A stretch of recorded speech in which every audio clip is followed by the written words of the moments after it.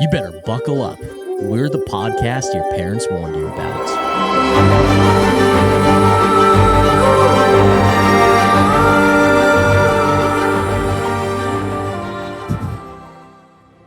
Hello, and welcome to Mythkeepers. We are your hosts. I am Zach, and joining me as always is my always co-host. I love him so much he licks my tears for me when I am sad. It is Scotty Westside. They're so salty, but I do it for you, so pal. So salty, like most of my excrements. Yeah, true. Big true on that one, for sure. Hell yeah, brother. How you doing, pal? Little under the weather. You'll probably hear me be a little crusty voiced, especially as we get towards the end there. That's that excrement in That's your that throat excrement there, huh? in there. You'll also, because of my sinus issues, you might see me do a little of that to like try and pop my ears a couple times, but we're gonna make it. We're gonna get through here. Other than that, Hell yeah. I'm doing fine. You know how it is. Hell yeah. How about you, pal?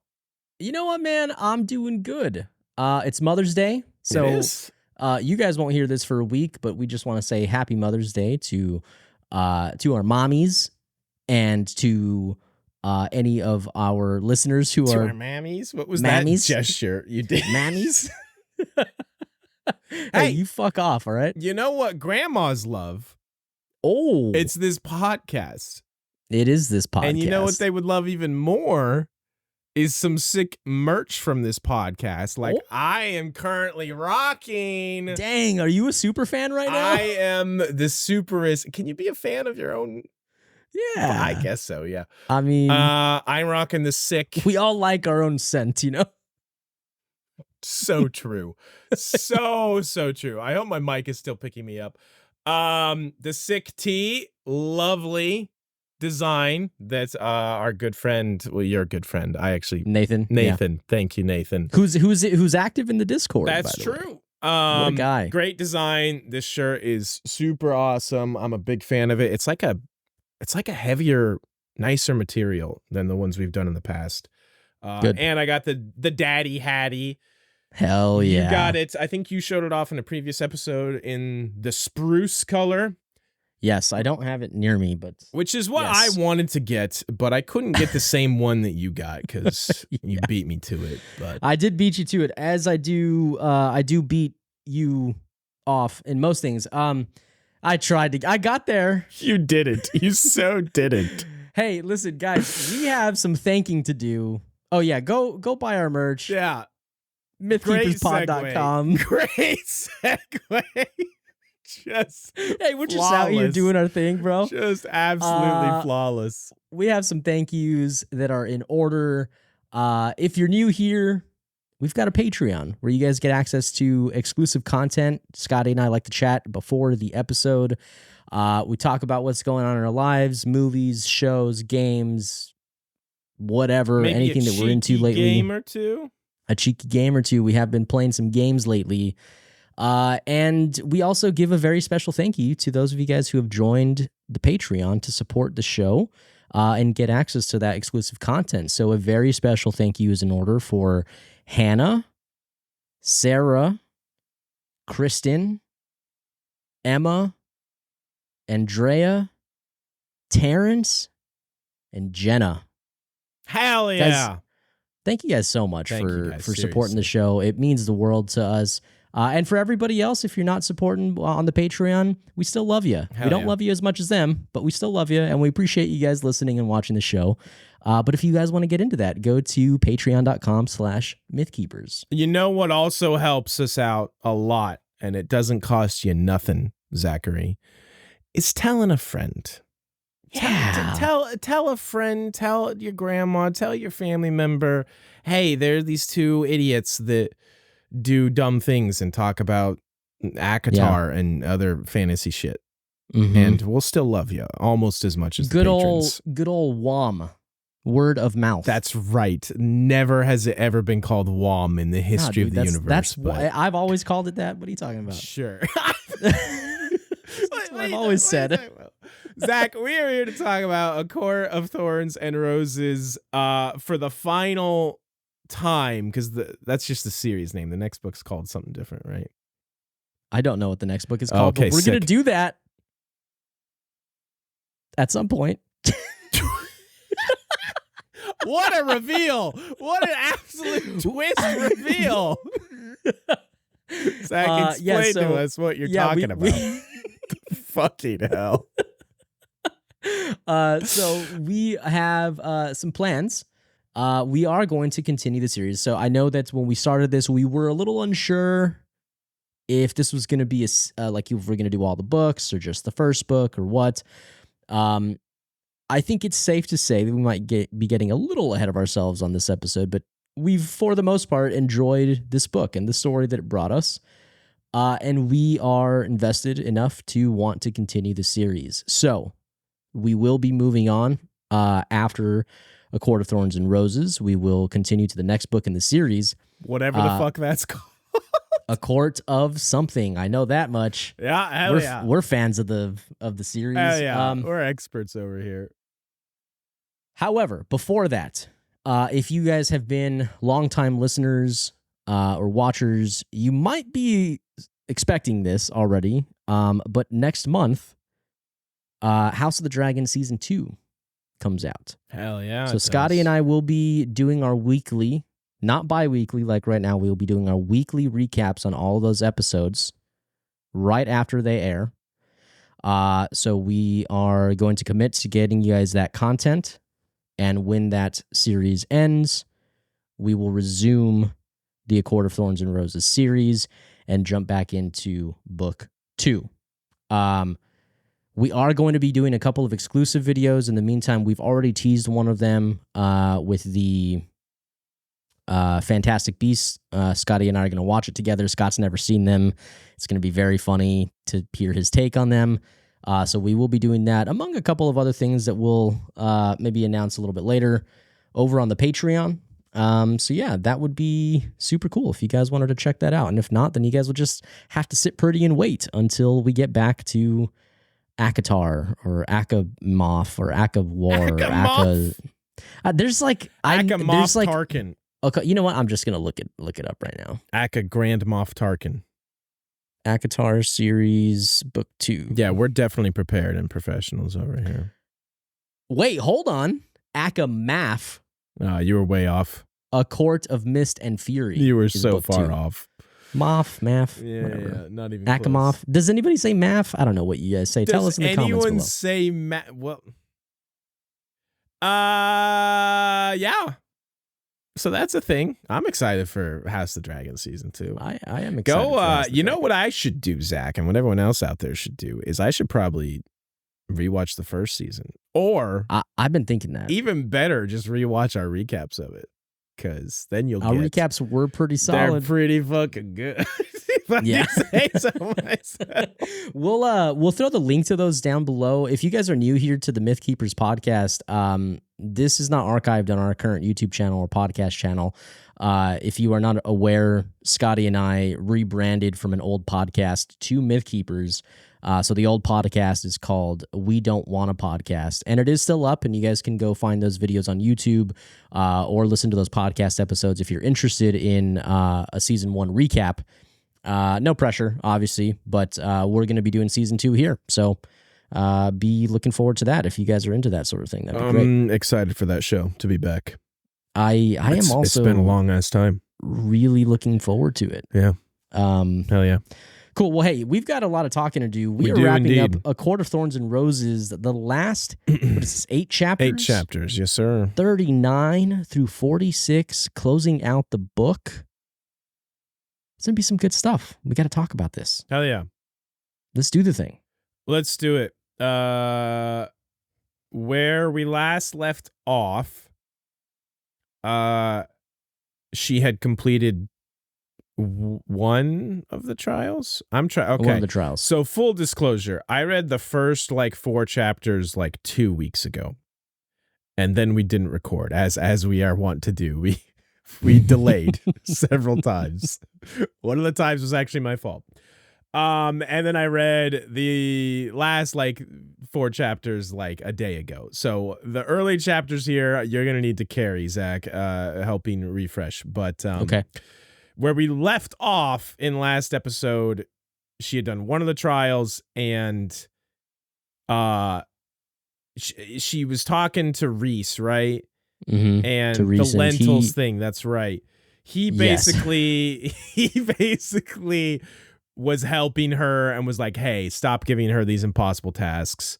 Correct. Blah, blah, blah. But also, I can't help you with this riddle because Amarantha has ordered us not to help you with that. So, right. Yes. Yeah, where's chapter 39 take us? Yeah, so 39 starts off with Feyre just kind of contemplating the riddle. She has also not seen Lucian or Tamlin for days, Mm-hmm. and it's really all she can think about. She does begin to wonder a little bit about the tattoo that she was left with by Rhysand and the meaning of it. And one evening, she says she could swear she saw it blink before she was, or like while she was falling asleep. Yeah. So I thought that was a little interesting. I took a note of it. Nothing really comes back on that. Like if it moves, like that hasn't been a thing. Well, they definitely have like a connection through it. Like we Right. see that through, like Right. he can like talk to her almost like through her mind type situation we see a couple times. Yeah. But yeah, then I guess like Rhys's like handmaidens come in and get her all dolled up. They bathe her and paint her. They strip her and bathe her very roughly, she says. It's very like aggressive how they're bathing her. Yeah, you said that like it's a very interesting point of contention here. It's just like, you know what? The reason I say it is because in these chapters, I question how much I like Rhys. I mean, listen, Rhys is a not easy to pin down on what kind of a fellow he is, I would say. Yeah, and so I was just like, dang, dude, like if But if also, you are trying to, he's not roughly bathing her. no, I know, but that's his people. Yeah. I don't know, whatever. You're Okay. such a weirdo. Yeah, I They don't know. paint her specifically so he knows that no one besides him is going to touch her, basically. Mm-hmm. Which That's a spoiler for a couple chapters. it's not. He tells her that. I have it in my notes here right at the beginning of chapter 39. Oh, you're right. I don't like my belongings tampered with. I don't know if someone touches you. Zachary, A I read certain these High chapters Lord like who likes 3 weeks springtime. ago, and I still remember them better than Hey, you. bud. I also read this like a week ago. Yeah, whatever. He tells Amarantha and Tam, basically, he's just like, yeah, this is my girl now. We have a bargain. And neither of them are happy about it, obviously. Yeah, she kind of like straightens up and doesn't really say much, but she has kind of a pissed off, like pissy mood. She's not happy. And obviously Tam isn't happy. And then he drugs her and makes her dance. It's just, And that's not okay. it's just very weird and not okay. Yeah, he offers her wine and she remembers Alice's warning. Uh-huh. And she's like, nah, it's fine. I'm okay, bro. And he's like, no, come on, just have some. And she's like, no, really, I'm okay. And then he's like, fucking drink it. And then he's just like, mind crush Jedi powers. And she Yeah, drinks it. drink this shit. Yeah. And I don't like this at all. That's not okay. Listen, man, I want to, like, there is stuff to be revealed later where it's like, okay, was he, we're finishing the book here. This is going to be all out in the open, cards on the table. There is an angle you can view this where it's like, he is trying to protect her in his own fucked up way. Yeah, by like making her play the part. Yes. And so that she's not targeted or something like that. Targeted by other fairies, by Amarantha, kind of marking her as his. So yes, so no one else messes with her. Mm-hmm. the way he goes about it, probably, not the best or ideal. But it's just gross to picture. Yeah. Like, he drugs her, makes her dance all night and sit on his lap. Yeah. It's just like gross. I don't like this. Definitely. And I think, yes, he has a very like sick and sinister side, but I do think at the very least, like, there is something to be said for what he was attempting to do. Like, you have to give him some credit. Yeah, yes, it's just I think what I'm struggling with is, like, in this moment reading it, I'm like, this just makes me uncomfortable. Oh yeah, it's just gross. Early on here, it's real that's bad. what I'm talking about. Yeah, for sure. The context you get later makes it a little more digestible. Right, exactly. A little more understandable, but it's still, obviously right now it's like, oh, this is messed up. So then she is confronted by Lucian. Yeah. Or did you have anything else? No, that's what I was about to get to. Go ahead. So she's confronted by Lucian, and he's pissed. Yeah. He is wondering why she made this deal with Rhysand. He says, I would have helped you. Like, you should have known I would be there. Yeah. I helped you last time, and then you went and stuck your neck out for me, and, like, I stuck my neck out for you during the challenge. Like, you should have expected me to be there for you. There's also kind of a cool, I think, dynamic here. Like, he respects her for the way that she stood up for him. Yes. She has a moment, an inner dialogue here where she's like, I hadn't realized it would mean that much to Lucian that I stuck up for him. Yeah, and I liked that quite a bit. I did too. And then he says, besides, I've seen enough of you in that gown to last a lifetime. And I'm like, typical Lucian. Typical Lucian can't behavior. get out of it without giving her some shit. Yeah. So yeah, he's angry at her that she didn't wait. He was like, I would have come to heal her. I can't blame her for this one though. No, like, yeah. And I also, I'm sorry. Go ahead. I was just gonna say, she was 100% dying. And also, Rhys was fucking, like, grabbing her bone and twisting it in her arm. Like, yeah. Let's not forget about that when it comes to Rhys, by the way. Yeah. But there's also somewhere in here, I thought I had it written down. Oh, here we go. Lucian couldn't come sooner because of the whipping that he had to endure from Tam. And Amarantha kept him from healing. And somewhere in there, it said it was like, at least he's barely been able to walk. He's barely been able to move. And there's some line that I took note of where it was like something in the vicinity of like 5 days later. So she would have 100% died. Yeah. By 5 days past time. So that's what I was going to say. I can't give her shit for this. Like, she had no other choice. Yeah. Yeah. His plea or his, like, argument is almost more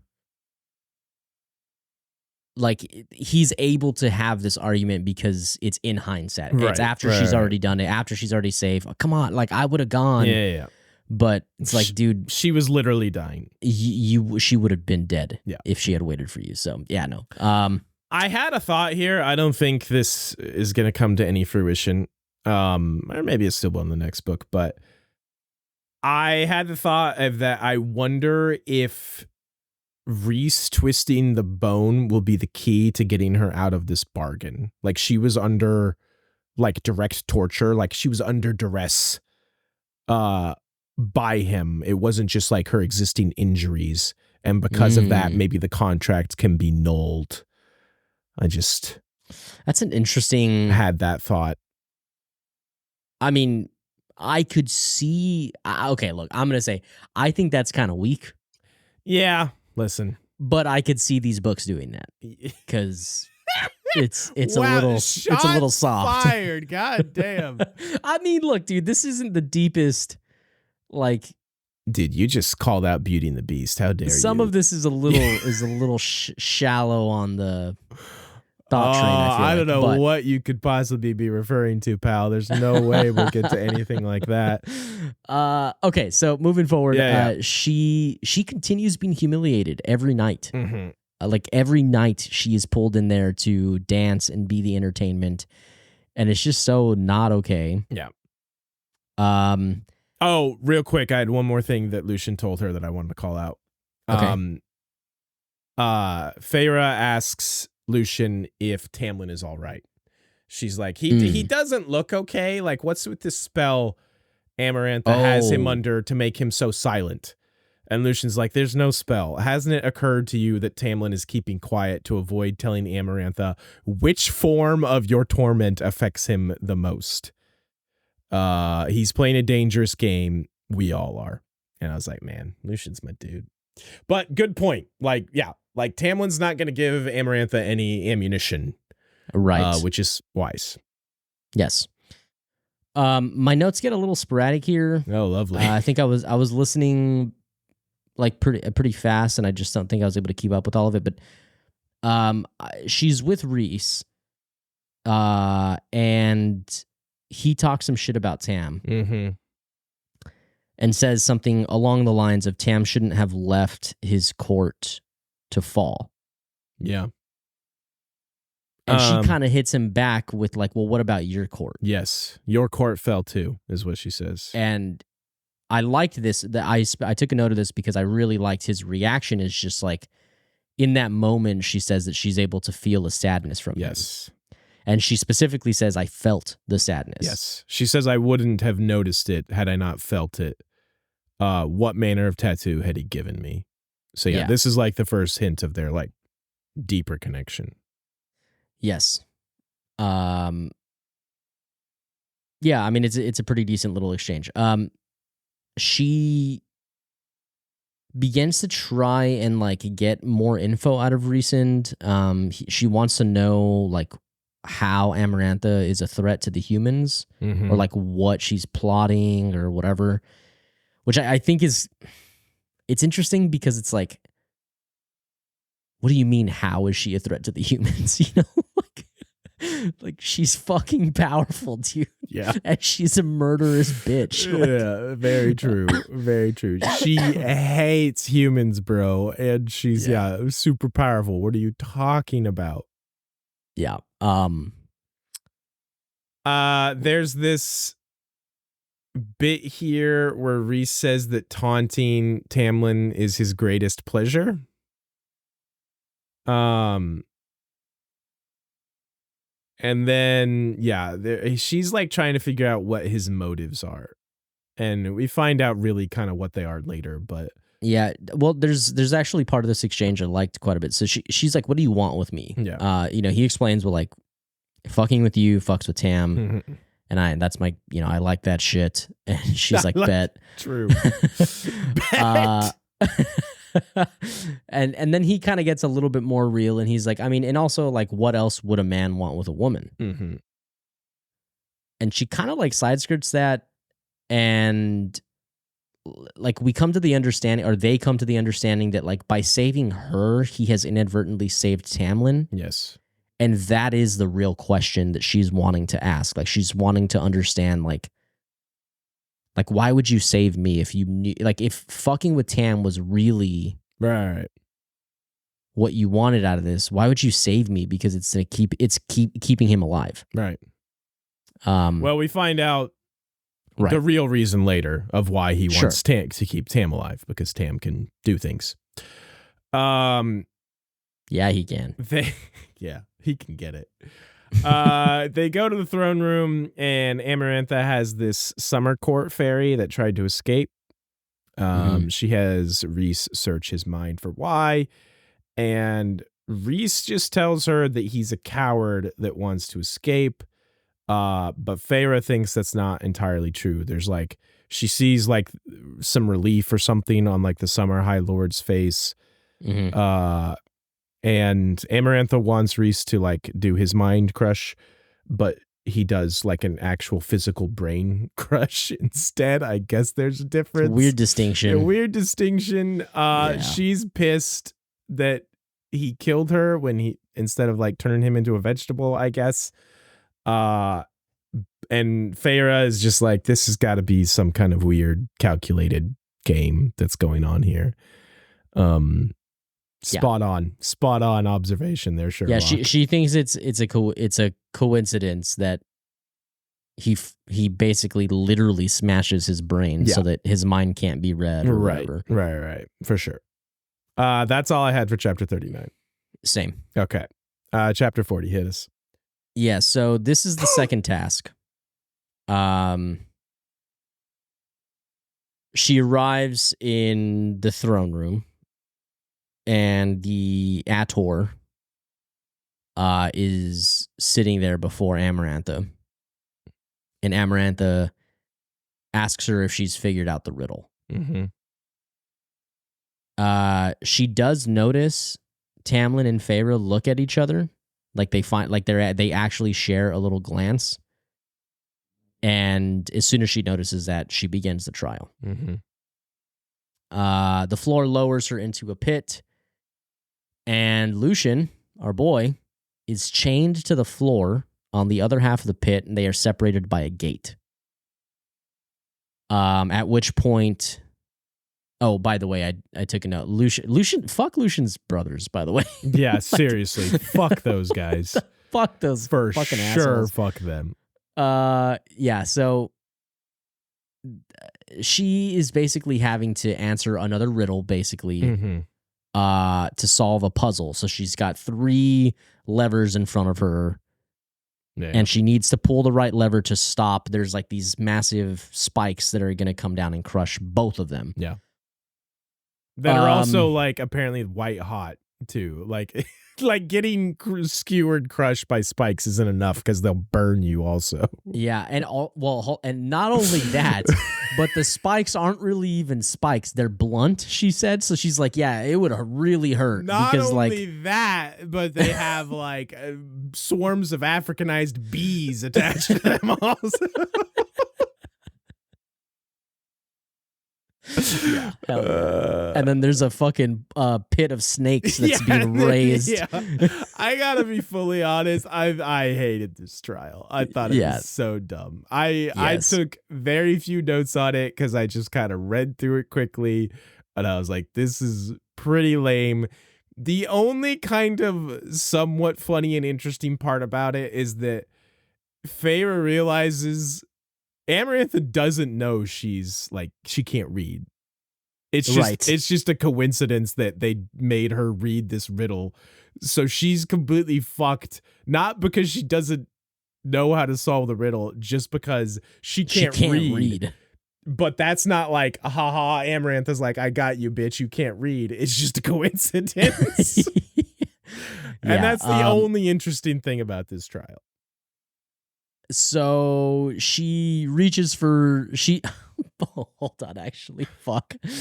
So she decides on 2 on the second lever, and she goes, tails never fails. Basically, yeah, she literally does. She goes, tails never fails. She decides on 2 because 2 is the same as her and Tamlin. Yep. That's 2. Yeah. Hell and 1 is the loneliest number. Rock solid logic from our girl. Just absolutely rock solid. 1's the loneliest number. 2 is for me and you. 3 is for. How does that song go? No. She's like, well, if you subtract the number of snakes in the pit below me from the spikes above, that equals 2. So it's gotta be the answer. And also, if you look at a 2 with your eyes squinted, it kind of looks like a person hunched over. Yeah, hunched over below the stakes.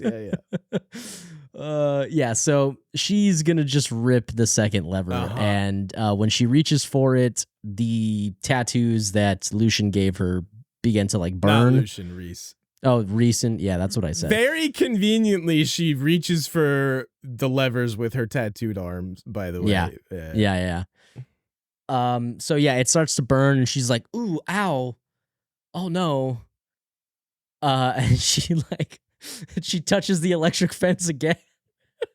She's like, wait, let me try. Nope, still hurts. No, ouch. Ooh, ouchie. Ooh, no, hold on. Maybe again. And then And then what's fucking funny is that she goes to the third lever finally, and it doesn't hurt. And she's like, Doesn't she go back to one then? She goes back to another one.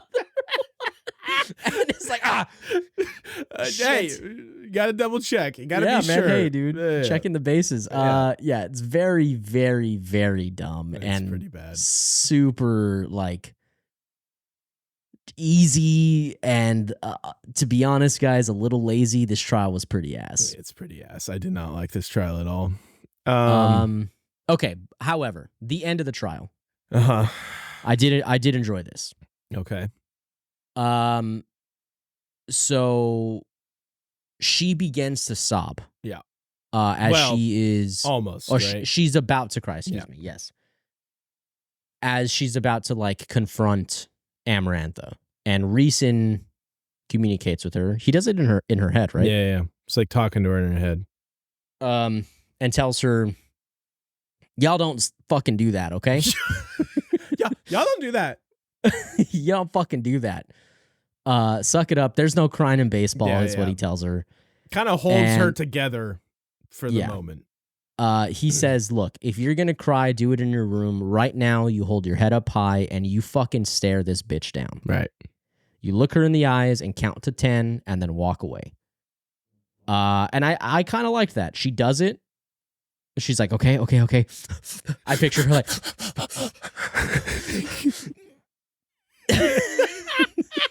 mean.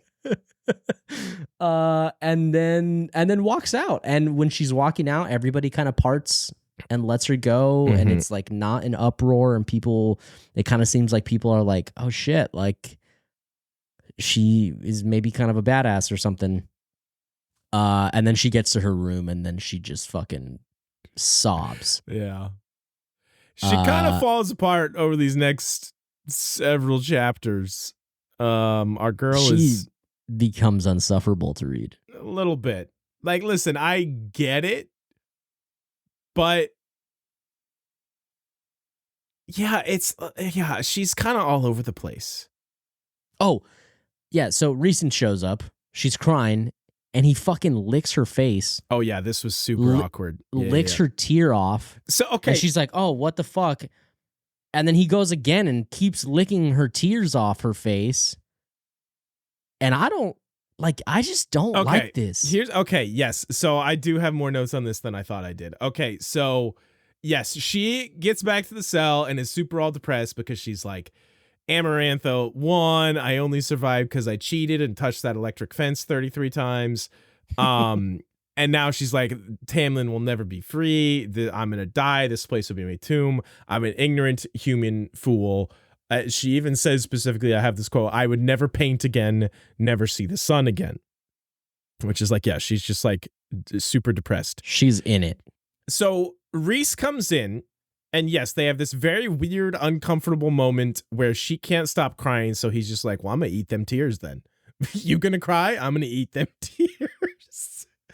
And it's like it fixes her, because then she gets pissed at him. She's like, it stops making her sad. She's like, you're a weird fucker. Get away from me. She's like, dude, I needed to speak to HR. Yeah, exactly. And the quote at the very end of the chapter is, it took me a long while to realize that Rhysand, whether he knew it or not, had effectively kept me from shattering completely. And then chapter 41 starts and she shattered completely. And she shat her pants completely. I'm like, wait, I thought, what was the whole point of Rhys being a super creepy weirdo? To piss her off, to get her out of depression. Okay, I do think that what she's saying is not directly like in that moment. Like, I don't know that he realizes that he's kind of holding me together through all of this. Like, yeah, I guess it like seemed not like, just thinking bad, but like he's been consistent for her since she got here. He literally did just save her life in that trial by that thing. But it just seemed weird because it's like, don't be sad, be mad. And then the next chapter starts and she's sad again. And she's like, dude, I just want to die. Yeah, no, 100%. I'm gonna die. I'm the worst. I suck. I have no chance of doing this. And it's hard to listen to. It made me think of your issues with Kaladin also in the first book. Yeah, totally. No, Kaladin's way more insufferable than Feyre. I'm sorry. No, you're right, because it lasts way longer. Yeah, it goes on for so long. It does. Yeah, anyway, dude, yeah, it just yaps about how sad he is. Fucking stage 4 yapper over here, bro. He is for sure. Okay, so that was that chapter. Let's go to 41. She continues to contemplate how she's contemplating how convinced she is the third trial is going to kill her. Yes. She's like, I'm dead. I'm so dead. And she's so depressed that she's now looking forward to the dancing and the drugging, because she can just forget for a while. Yeah. Yes. It's pretty messed up. Pretty fucked. Yeah. Very, very fucked. Okay, so this is some interesting stuff. Yeah, we do a little spying. Here, do you have good notes here? I think so, yeah. Because I've been leading. You run this. Well, that you've been leading for a reason. My throat hurts. Okay. So yeah, little baby's throat hurts. Oh, the Rhys's like handmaidens that are made of. Cannot stand you. Why are we friends? I don't know. The shadowy handmaidens like fucking put a darkness ass spell on them, and they like blend into the wall, and they eavesdrop on. Do we know who this is? No, it's the ACOTAR with a companion, right? And I realized someone. Because I read these so long ago, I just realized I was like, oh yeah, we don't find out who this is before the end of the book. Interesting. Okay. So the ACOTAR is like all about his girl Amarantha, and he's like, the High Lords will do as she tells them. Dude is glazing. He is her ass, glazing her majorly. And this mystery man is like, I heard talk from soldiers in Highburn. The High King is not pleased regarding this situation with the girl. Amarantha made a fool's bargain. She cost him the war the last time because of her madness with Jurian, which we took note of when we heard about that. She just refused orders to march to help him, right? Yes. If she turns her back on him again, he will not be so willing to forgive her. Stealing his spells and taking the territory for her own is one thing. Failure to aid in his cause a second time is another. This dude already seems way too forgiving, by the way. Yeah. Like, okay, you already fucked me once by not coming to help me, and you stole my spells, and you took over this territory that you weren't supposed to. It's a 3-strike rule, man. That's like 4 strikes already. Well, but if you rolled do into one more time, I'm telling you right now, we're gonna have words, Amarantha. You'll he be does put say, in the naughty bin. He does. I hate you. Wait, what did I do? You get put in the naughty bin. Put in the naughty bin. This mysterious person says she'll soon remember who can strip her powers away, and without spells and potions. Apparently this High King of Highburn is a badass. Yeah. Apparently he's not badass enough to like lock up his shit. Yeah. She just took his spells and potions way too easily, I feel like. Seems like, well, I mean, we weren't there. We don't know. He just got him. Maybe it was like a fucking Mission Impossible heist. He's got him in like the liquor lasers, cabinet. bro. Like freaking laser beams. He put him on the top shelf, like where parents hide stuff when you're a little kid. And he's like, Amaranth, they'll never look up there. And she went in there and filled his potion bottle with water. And it's in like a cabinet with like, you know, like the child lock little lever thing that you have to press on the inside. That's it. Yeah. And she went in there and she filled his potion bottle with water, and then just like, he'll never know the difference. That definitely. Then he was trying to turn up with some friends, and and poured it out. Was like, what the fuck is this? Yo, this potion has gone bad, man. Did you ever do that? No, I didn't. Yeah, me neither. But I had friends that did. Yeah. So, I have another. The ACOTAR continues to glaze. He says, "Milady makes no bargains that are not advantageous to her. She lets them claw at hope, but once it is shattered, they are her beautifully broken minions." So he's trying to act all tough, but it seems like him and Amarantha aren't shit compared to the King of Hybern, is what it sounds like. Yeah, is what it's sounding like. Because he then, like, doesn't the ACOTAR, like, threaten our mysterious visitor then? And the mysterious visitor is like, I'm here on condition of immunity from the king. And if your lady thinks she's above the king because she rules this wretched land, this is Prithian, by the way. Like, how fucking sick is Hybern if he's like, this is a wretched land? Yeah, basically this thing was like, hey, get fucked. Yeah. You touch me, you get fucked. She'll soon remember who... Oh, you may have already said this. She'll soon remember who can strip her powers away without spells and potions. Right. So yeah, they ain't shit. What? I just saw my next note. I forgot about this. Oh. What the fuck is the end of this chapter? I need you to explain this to me. No, I need any ACOTAR fan. We need you. The you listeners. Fuckers listeners that have forced us to do this. What the hell happens at the end of this chapter? I'm just going to read my note verbatim. Okay. She's depressed in her cell again when magical music powers from Tam ? Get her all happy again ? I think the music banged her. Or maybe it just reminded her of that sweaty fiddler diddler Tamlin. Dude. It's so weird. My notes are not nearly as comical as yours, but also in context of us not knowing what the fuck is going on, it is pretty funny. Forgot this even happened. My note was, she hears a magical music ? Uh-huh. She, quote, follows it out of the cell and back up to the surface ? Uh-huh. Beautiful land and flowers ?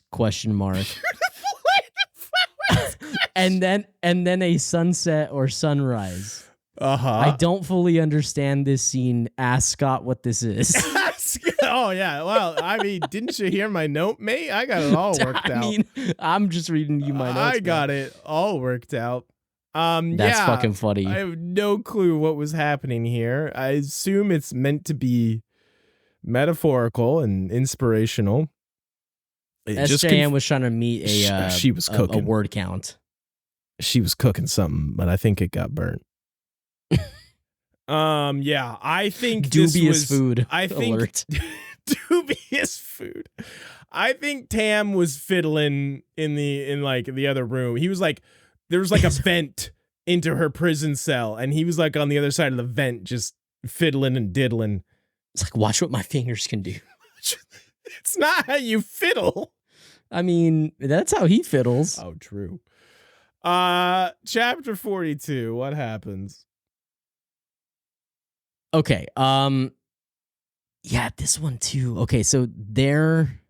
Oh, yeah. It gets steamy in chapter 42. Oh, hell. Now I'm back. I'm back on board.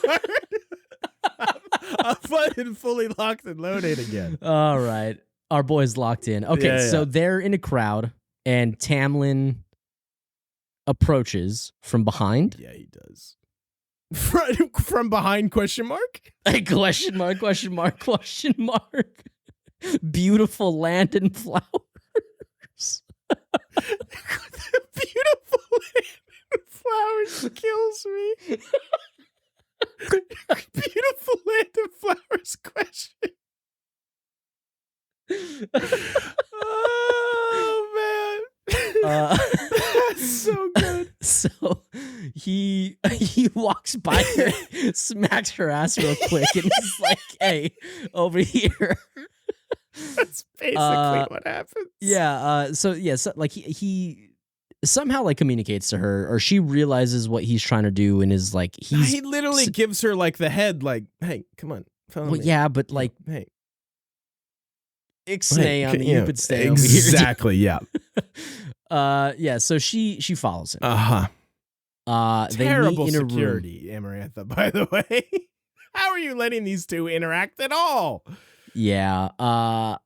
In a crowd, nonetheless. Right. Yeah. No one notices. They're high on fairy magic, I'm sure.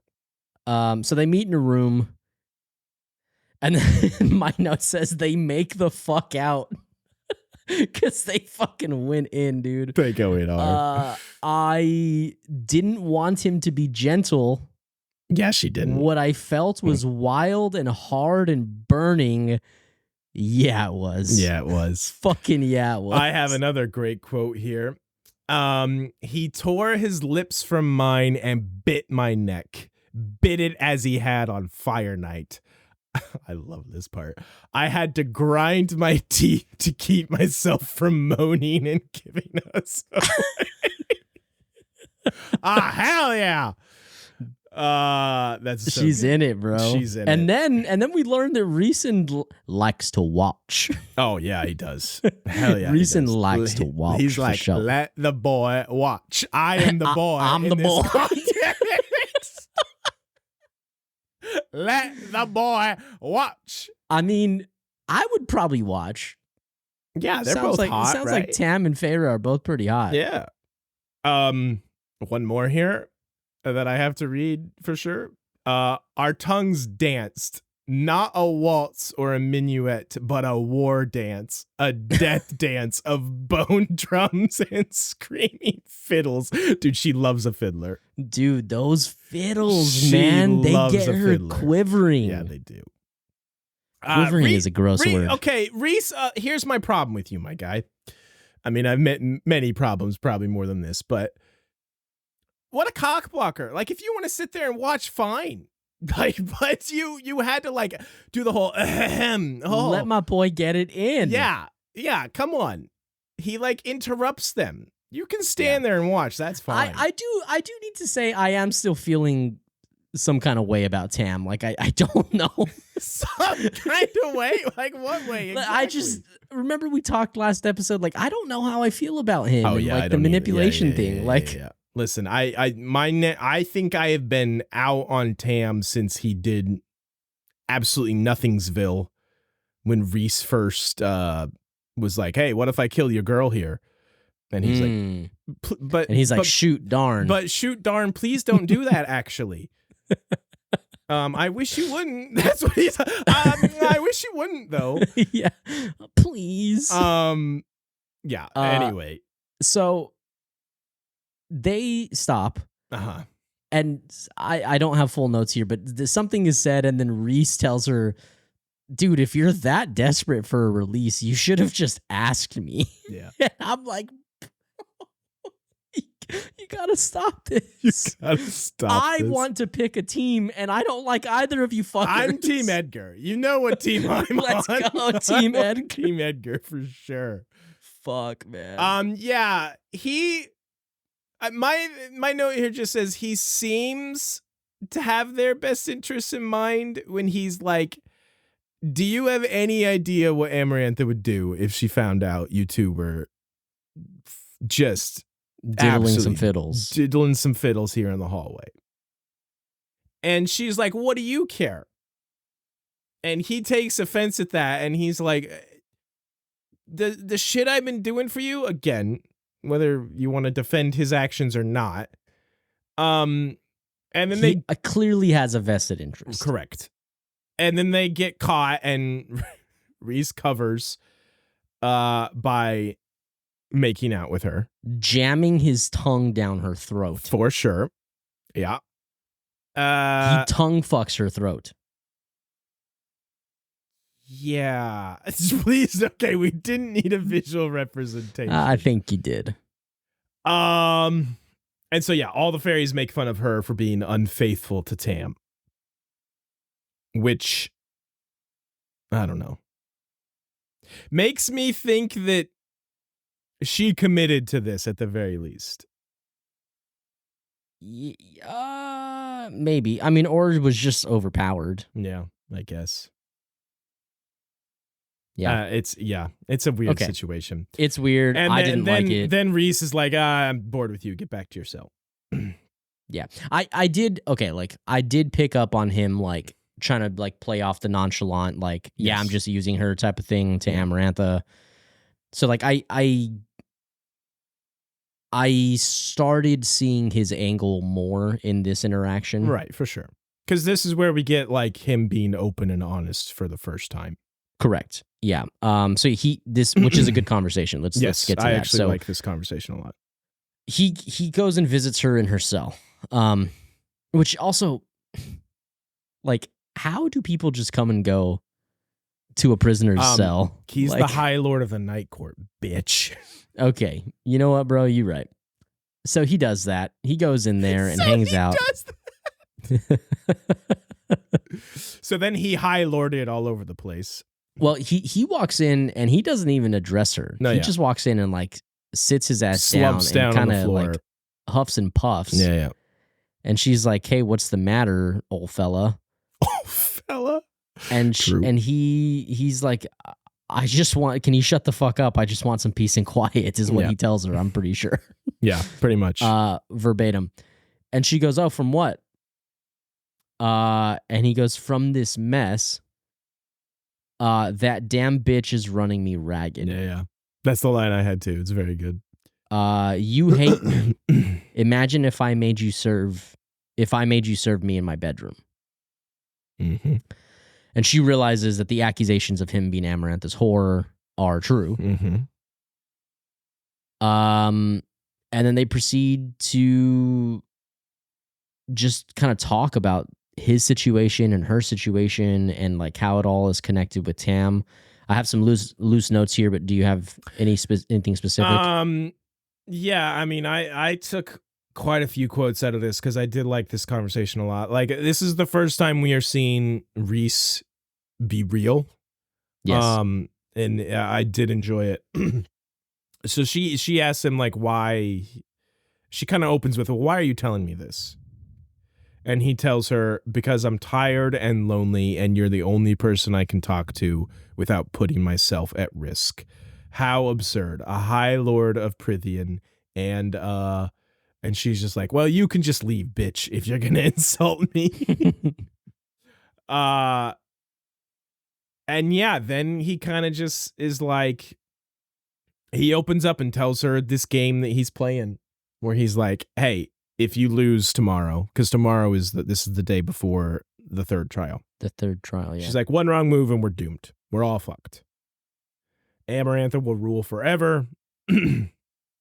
But if she breaks Amarantha's curse, he says specifically, "No force in the world could stop Tam's wrath from splattering Amarantha on the walls." I was pretty excited when I read that. Yeah, I was like, okay, because last we had heard, I think was from Alice, where it was like, yeah, maybe he could beat her if he had his powers. Like, yeah, maybe. And no, and now we're hearing from Rhys, it's like she's absolute roadkill. Just gonzo if the curse is broken. Yeah. Which turns out Rhys would be a better betting man than Alice, it turns out. Like Rhys has the competition scoped out much better. Following those Rhys's pieces. Yeah. You know what I'm saying. Those Rhys's pieces. For sure. What do you have here? She says, well, yeah, but like if the curse gets broken, like can't she just enslave Tamlin again? Yeah. And he says, well, Tam wouldn't be tricked again so easily. Right. She keeps her powers contained, but she can't use them. Mm-hmm. She can only control us through them. It's the only reason I haven't shattered her mind. Tam will kill Amarantha tomorrow, basically, if you succeed, is what he's telling her. And I'll be a free man before he can reduce our once sacred mountain to rubble. Right. So his plan is to get the fuck out. Yes. Um, He basically tells her a lot of what he has been doing with her is just to rile up Tamlin, to make him so pissed that he is an unstoppable raging fury that will destroy Amarantha. But also, because he says specifically Tam is the best weapon we have against her. But also, I'm not a fool, and I have a few cards to play in case I can't get out of there, before he comes after me. Or I think she says, like, well, what if he comes after you first or something to that effect? He's like, he won't. Yeah, well, first of all, he won't. But second of all, he tells her, like, why do you think when we've danced, I've only ever touched, like, your arms and your waist? And why I did the whole painting things to make it obvious, basically. Yeah, so earlier when I said that you were getting ahead of, I thought you were talking about this. Like, oh, okay. That it's more to show to Tamlin that Rhysand is not being intimate with her. Right. Which I thought that was a cool little reveal. I dig that.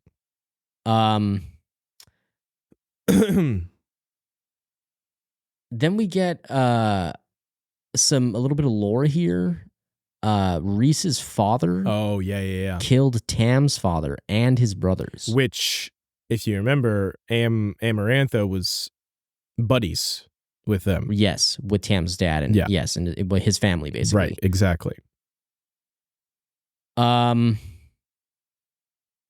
Yeah, and we unfortunately don't get much else than that. Like, it's just a little bit of like a bomb drop. But yeah. I have the quote here. It's kind of just a quick thing, but he says, it's a long story. I don't feel like getting into it, but let's just say that when she stole our lands from out from under us, Amarantha decided that she especially wanted to punish the son of her friend's murderer, decided that she hated me enough for my father's deeds that I was to suffer. Yeah, it's not even like he did it. Like, his dad did it. And Amarantha's like, well, fuck you. Now you're my whore. Because that's why this comes about, because Feyre asks him, like, well, actually, I did have this too, because this was funny. She's like, why did Amarantha target you? Why make you her whore? And he goes, like, beyond the obvious, like, have you seen me? Yeah. And that's when he tells her, yeah, my father killed Tamlin's father and his brothers, which we wondered about that like a couple weeks ago. We were like, I think we found out that they were dead, and we were like, well, yeah. What happened to him? Right. Do we know what happened to his mother yet? I don't think it's been talked about. I have been thinking that there will be some. Yeah, I still think there's something up in the air there. Yeah. Unless we just forgot. Yeah, true. So she takes a second to kind of like swallow all that, and she acknowledges that regardless of his motives, Rhys is keeping her alive. And she kind of decides that she needs to lean into it. Mm-hmm. Yeah. And that's the end of the chapter. Unless you had something else. A couple small quotes here I like. Okay. As he's leaving, he basically is just like, what a mess. I've told you too much. Perhaps I should have drugged you first. If you were clever, you'd find a way to use this against me. And if you had any stomach for cruelty, you'd go to Amarantha and tell her the truth about her whore. Perhaps she'd give you Tamlin for it. And I just thought that was again, he's just being very open and honest about, like, yeah, if you wanted to do these things, you totally could. And then before he leaves, she asks him, like, hey, why did you bargain with me for the 1 week? Like, even if you had demanded every single week of the year, she's like, I would have had to have said yes. I would have done it. I would have died. And because she says, I would have said yes if you had done that. And he says basically is, like, I know. That's all he says. And then he's gone. So he's merciful, I guess. Am I not merciful? Yeah. Rhys is, I just have such strange feeling. Like, but so like I have to say, this is good. This is good. Like, Yes. this is a good thing. Yes. Just to kind of like getting outside of what's happening in the book, like from a reader's perspective, to have these feelings about a character and feel like, I don't know what their motive is. Obviously there's like some non-consensual stuff that has happened that I don't love, but sure. From like a motive standpoint, yes. it is interesting, and I think it adds intrigue and a little bit of a richness to the book to get lost in. Right. 100%. Which is needed in books like this. It was just earlier today. Someone in the Discord brought this up, and I'm sorry, I'm failing to remember who exactly it was, but they brought up the excellent point of like how it's easy to fall into the trap of deciding characters are like morally good or morally bad, and those are the boxes we put them in. And the morally good characters, oh, I like this character because they're morally good, and I should dislike this character because they're morally bad. Right. But it's easy. It's lazy. Easy. I fall into that trap myself, and I try not to, but it still is easy to do. And here we are being like, well, like Rhys, like you're kind of creepy and weird, and like, yes, all those things, yes, absolutely. But also everything that he's doing here is making him a really interesting character. Yes. So I have to like give the author credit, and I think I'm in on Rhys. I agree. Like there's too much that I'm interested in to not be in on him. Yes. And you have to be able to separate, like, listen, this is a story. This is fiction. And stories and art and fiction can be, they can be used to like draw attention to like injustices in the world and things like that.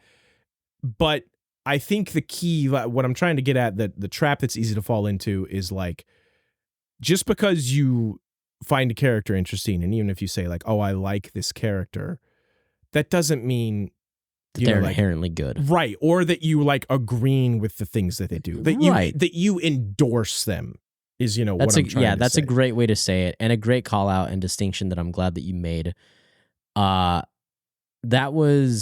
think that may have been Hannah in the Discord today. It might have been. It was Hannah, maybe Emma. I'm really sorry. We're probably getting this wrong. Yeah, I mean, a bunch of you guys in the Discord have such great, insightful feedback, and we appreciate it so much. Which, also, I mean, shameless plug, guys. Like, and it's not even for us, because like we don't get anything from the Discord, guys. Like, genuinely, you guys interacting in the Discord and chatting about this stuff and just having like rich conversations. I love this shit. So stuff. Like, truly, if anybody is listening or watching and wants to be a part of that, shoot us a DM or an email, and we'll get you guys invited to the Discord. Because a lot of you guys in there are just engaged with what's going on in the story and have great thoughts. And it's just a good community of people to share with. So for sure. It's not about us. It's about you guys. Like, you guys are great. No, it's about me though. Well, it's chapter 43. Did you? I think we were pretty much. No, I think we're done. Okay. Oh, so this is the third trial. This is the task. Yeah. Yes. So I found this really weird at first, but then she's given her old pants. No, not that actually. I thought that was weird. Sure. All the fairies are like silent and anxious, and no one is betting and jeering anymore. No, I liked this a lot. I was like, that seems weird. Why would that be a change? But then, dude, I thought that I was like, oh, like they don't have to, like they're hoping that she wins. Right. This is they are letting their guards down. Like she has a thought here of like, hey, maybe this was all a show. Like, yes, everything Rhys has done has been all a show. Because at the very first, I was like, what? That doesn't make any sense. But then, to the credit, I was like, oh, okay, that's actually very cool. Yes. Amarantha asks if she has any final words, and she only says, "I love you" to Tam. Just a little late there, girl, but it's fine. Yeah, which I had a note somewhere that I think I missed. Okay. Where was that? I think it's when her and Tam were making out, and then he leaves. At some point in this, maybe it's later. Fuck, I can't remember. I don't know what you're trying to think of. Tamlin tells her that he loves her, and she doesn't say it back again. Oh, really? I must have missed that.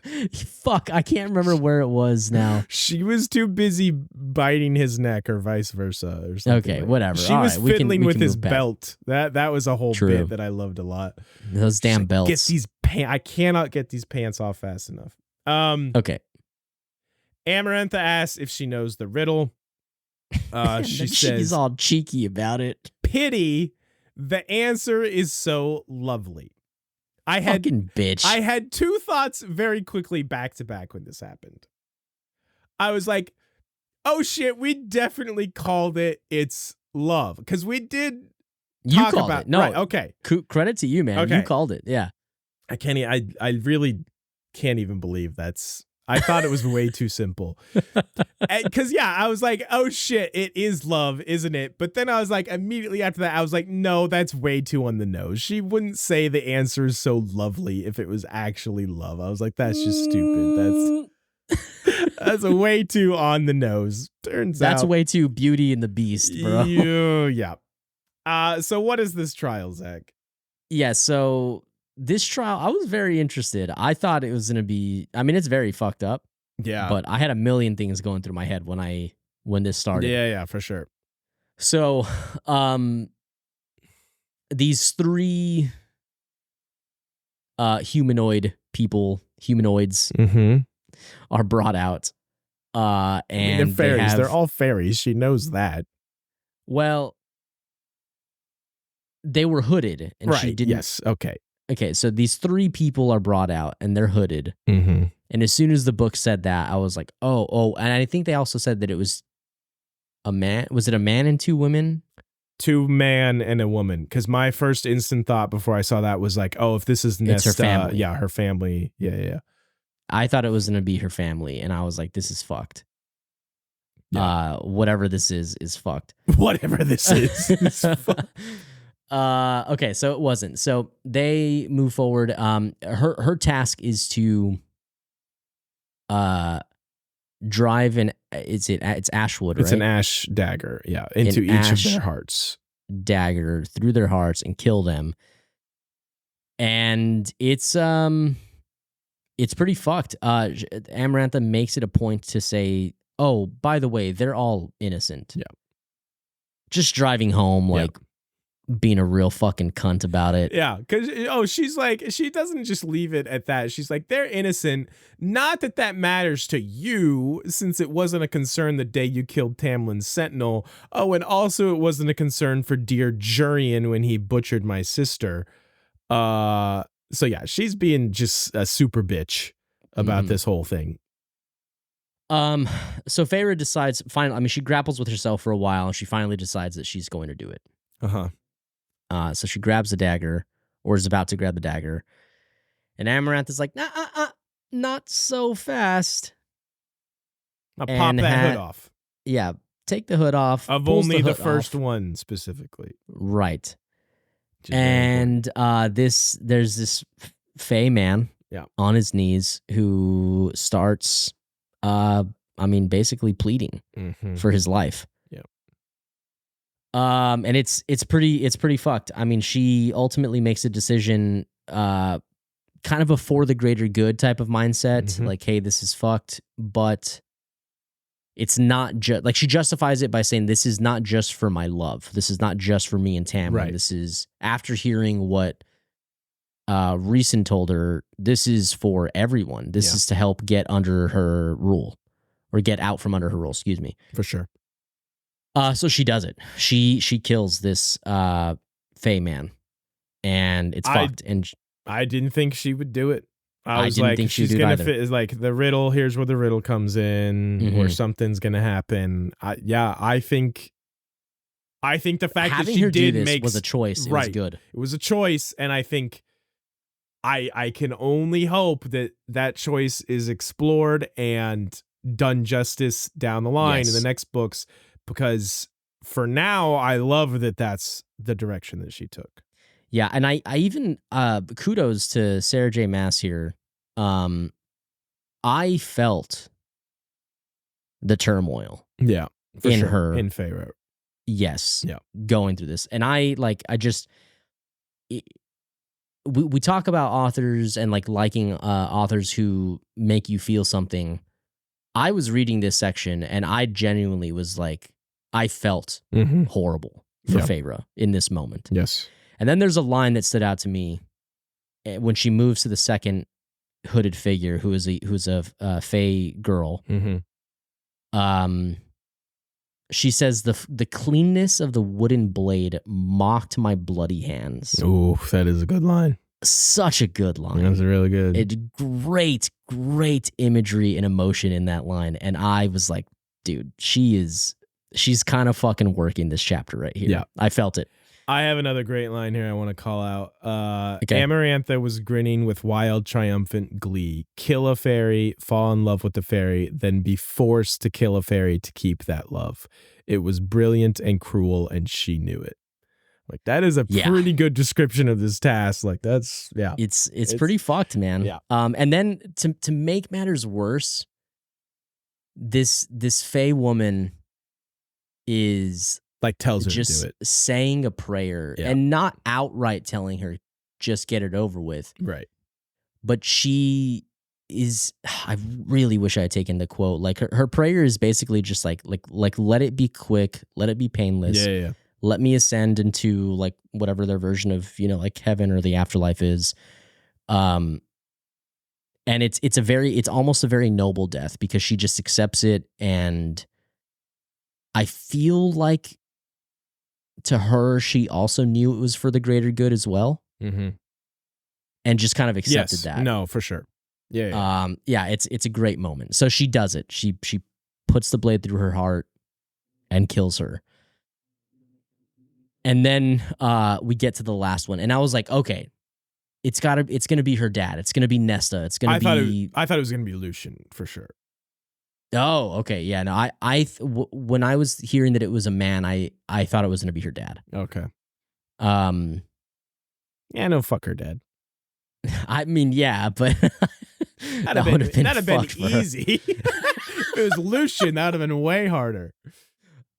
So the hood gets removed from this third person, and it is none other than our boy Tamlin. Yeah. They pulled the old razzle dazzle on us. The old reach around. Yeah.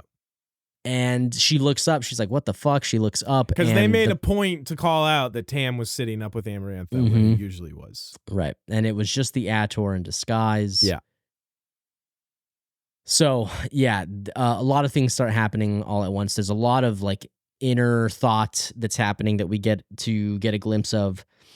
And she's trying to grapple with like, how do I make this decision? What do I do? She's going through her choices. And then she realizes, man, there was something that Alice told me. Yeah. Or that Alice couldn't tell me. And I need to say this, Scott. Okay. There was a moment, and like, I mean, I'm not trying to say like, oh, I knew that, because I didn't. Yeah, obviously. I don't believe you. But there was when she overheard the first time about like him having a heart of stone. Or I think it was when they were describing the curse. I can't remember exactly when it was. But I was like, oh, that's interesting. I wonder if that means anything. Like, I mean, obviously there was like no prediction there or anything like that. But I did notice that. Really? Yeah, because it's a fucking love story. And saying that he has a heart of stone, I was like, oh, okay. Like, I wonder if that's going to mean anything. Sure. I just took it as that's a turn of phrase. That's just. Well, yeah, but it's one of those easy turns of phrases that are like, it's fucking teeing it up. So anyway. See, I thought they were going to pull like a double switcheroo in that the glamour of the ACOTAR was a double trick. Double and it psych. wasn't actually him? Tamlin's still up there. Oh, I would have been so pissed. In the ACOTAR, and she just has to like stab the ACOTAR. What is this, Naruto? Yes. Fuck off. Reverse ninja jutsu. I don't know. Yeah, my boy's got an actual heart of stone. Well, it's not just him. It's all the High Lords, right? No, or is it just his? I don't think they specifically said that. I thought it was all the High Lords. That's how she was keeping their power? Yeah, I think that's how I understood it. Understand it that way, but you could be right. I don't think it matters. Okay, yeah. So she realizes, they've made comments. She has the epiphany of all epiphanies. Of a fucking century, bro. Dude, like, I feel like I'm fine with him having an actual heart of stone, as corny as it is. It's very cornball, but I'm here for it.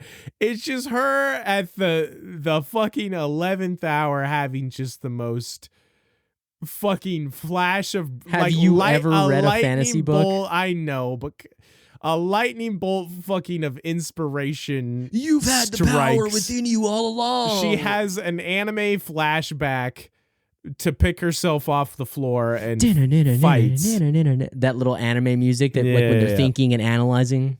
Yeah, dude. So yeah, Tammy boy has a stone heart and she remembers it at just the right moment. Clink. and is like, I figured it out. Yeah. And sticks this fucking dagger in his chest and hits the stone heart. He's hurt, but plot twist, or is it? Because you also called this. We called this. Nothing happens. Yeah. Nothing happens. She's like, great. Ha ha, you've actually activated my trap card. My trap card, my Harpy's pet dragon. Fuck you, actually, though. Was this part of the deal where she can now just kill the shit out of Feyre? I thought Feyre had to go free as part of the bargain. Well, the bargain is that you can go. You would be able to be set free, like you're not a prisoner anymore. But Feyre never specified when, so I could just free her after she's dead. Yeah, oh my god. Dude, it's so shit, I would have to go back and reread, but I seem to recall like the time being the only loophole, not that like their safety was guaranteed. Feyre ain't safe from shit right now. Yeah, no. Well, yeah, I think maybe you're right. Yeah, that's weird. And whatever. Look, it does. So this shit happens. I mean, and I don't want to take. By the way, I don't want to take any credit for the love thing. Sure, that's very funny that we actually just, or I figured it out while we were recording. But the whole she's gonna like somewhere along the line something will go wrong. Yeah, and well, no, I'm not even talking about that. The fact that the riddle will be the out in the end is like, I mean, what else was it for? The most obvious fucking bullshit in the whole world. So she's okay. So let's actually go through a couple motions here. So she is like, ha ha ha, you activated my trap card. You don't get to go anywhere. I'll set you free, but maybe after you're dead. But maybe whenever I fucking feel like it. Right. Yeah. And when this happens, Rhysand decides, all right, like I need to, like it's time to take action. Hell yeah. And so Rhysand, hold on, I'm sorry. That is the end of the chapter, by the way, that she puts the dagger in his heart. Yeah. She says, I love you, stabs him. Okay, gotcha. Okay, so chapter 44, sorry. Wait, hold on. Before I forgot about this. When she's having this epiphany, there's a couple things here I took note of that I thought was so funny.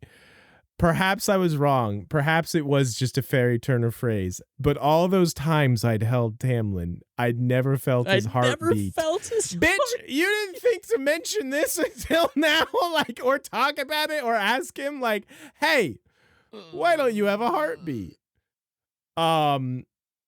And then, oh, you may be right. Okay, she says that's how she controlled him and his magic, how she controlled all the High Lords, dominating and unleashing them. Okay, I think you might be right. So, hold up. Anything else? One more here. Yep. Mm-hmm. This is a direct quote from Feyre right before she stabs him. I trusted that Tamlin had been smarter than Amarantha.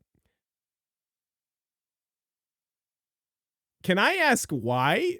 Considering that she tricked his ass and all the other High Lords, and now their magic is sealed, and we're in this whole fucking predicament. And we've already been told that she fights with her trickery, with her mind. Like she's a fucking trickster supreme. May I ask why you trust that Tamlin is smarter than Amarantha? Yeah. I love you. Stab. Anyway, yeah, I thought that was very funny. Yeah, like, well, we'll talk about this one. Yeah, okay. Chapter 44. Okay. So, chapter 44, she stabs him. Ha ha ha. You fell into my trap. Mm-hmm. She starts fucking Feyre up. Yeah, because there's like a bunch of the fairies like, hey, foul, no fair, let them go. You promised. And Amarantha's like, you didn't read the fine print, bitch. Yeah. But she starts like physically fucking Feyre up, crushing her ribs, like slamming her on the ground. And Rhysand decides that it's time to act. So he charges, and when he charges, Amarantha gives him the old anime, like just kind of like waves a hand and like slams him back.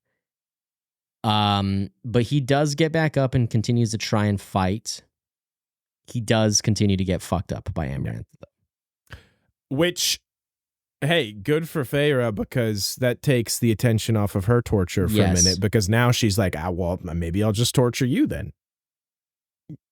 And when this happens and the attention is taken off of Feyre, actually, hold on. There's a very interesting thing here that happens. She gets like a wave of memories. Oh yeah, about the rabbit?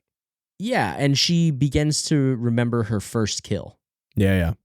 Which I just thought that was like, I mean, like, it's cool. And like, I feel like that would be something memorable to someone, especially if you grow up to be a huntress. Mm-hmm. But it's interesting that like it shows its face here, and we don't really get anything else. Like, I don't know what it means, if it's supposed to mean something, I guess is what I'm saying. Like, it was just there. Mm-hmm.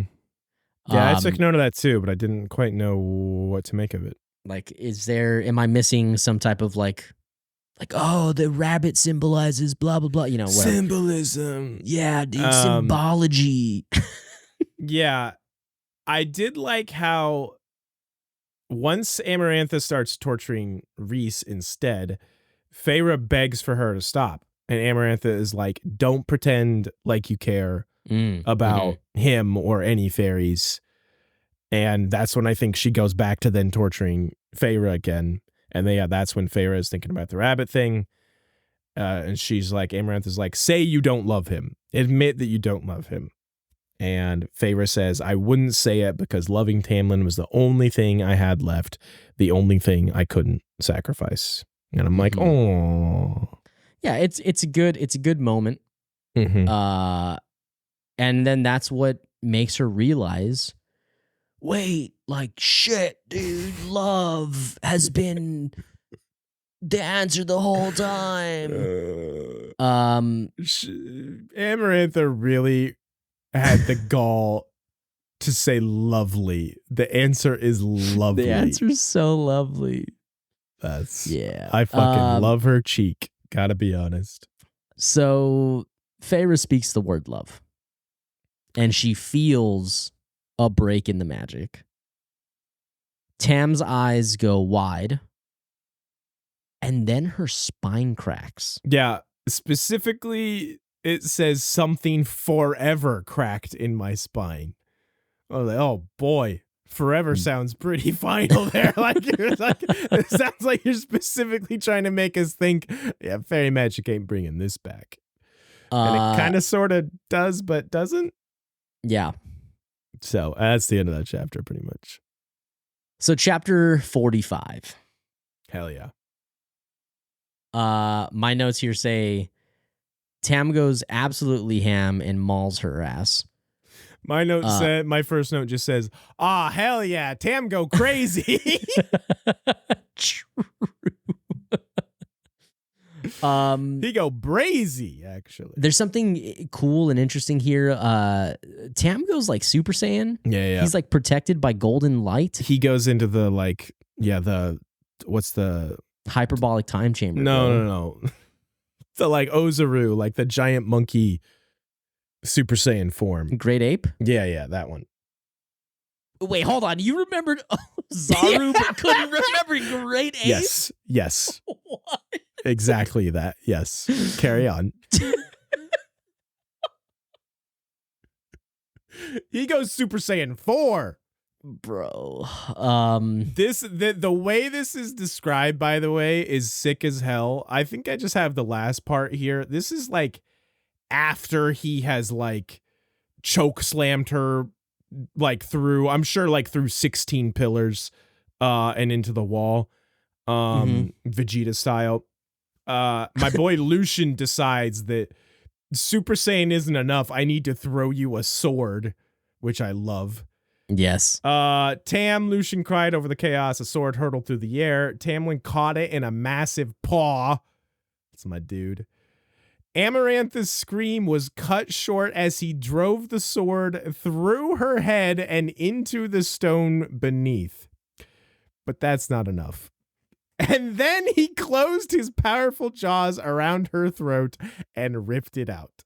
Dude, this is a back, down, forward B. Like fatality as shit, bro.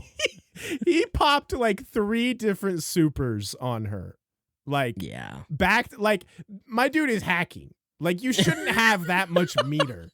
He is so hacking. He's like full meter super into full meter super into full meter super. He's like, I don't care. I have infinite HP cheats on, or MP cheats on. So he fucks her up. Yeah, she and gone. Kills her ass. She's super gone. But throughout all of this, she realizes that she is seeing things through Rhysand's eyes. Yeah. She's like dead, but not. She sees her dead, limp body. These are her words. Yeah. Lucian's father approaches after everything. So Tam has gone and like picked up her body. Like he's like over her body. Yeah. He's and like, my boy. Yeah. Over her. My boy. My boy. My son. The best movie. Is it the best movie? Of those, yes. No, it's not. The best book too, for sure. What? Come at me. I love Goblet. Off, I love dude. Goblet. We're not turning this into this, but I love Goblet. Okay.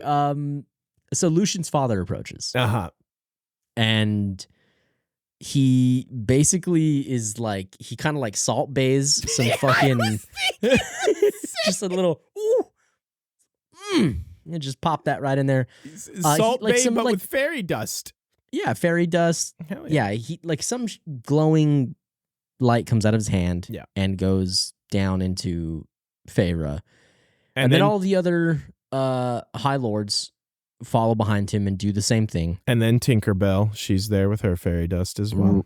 Yeah, hers is more of like a crop dust. Like she like fly and like shits all over. Yeah, sure. And then Rhysand approaches and he basically tells Tamlin we're even. Well, he also says, for what she gave, we'll bestow what our predecessors have granted to few before. This makes us even. Yeah, I'm glad you got the full quote because that makes it way cooler.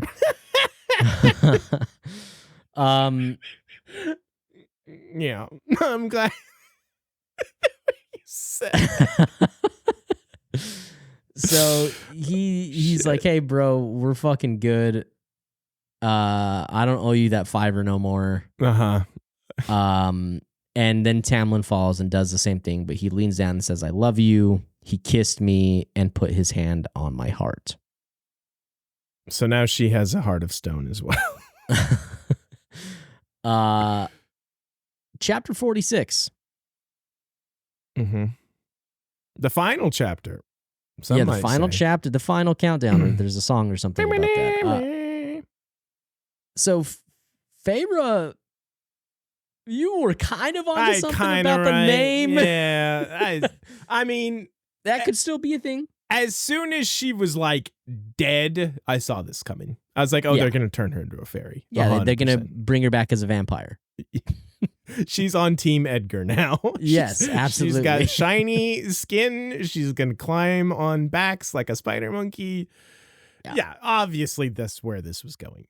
Yeah, so she comes back as a high fae. Not just a fae. No, yeah, hell yeah. But she comes back as a high fae. I have to 420 Blaze It high fae. They don't specifically say, but I have to assume because of the way this was done, it takes all 7 high lords to make someone a high fae, like a mortal. That's what I'm assuming, Yeah.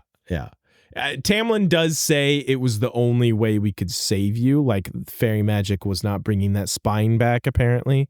Mm-hmm.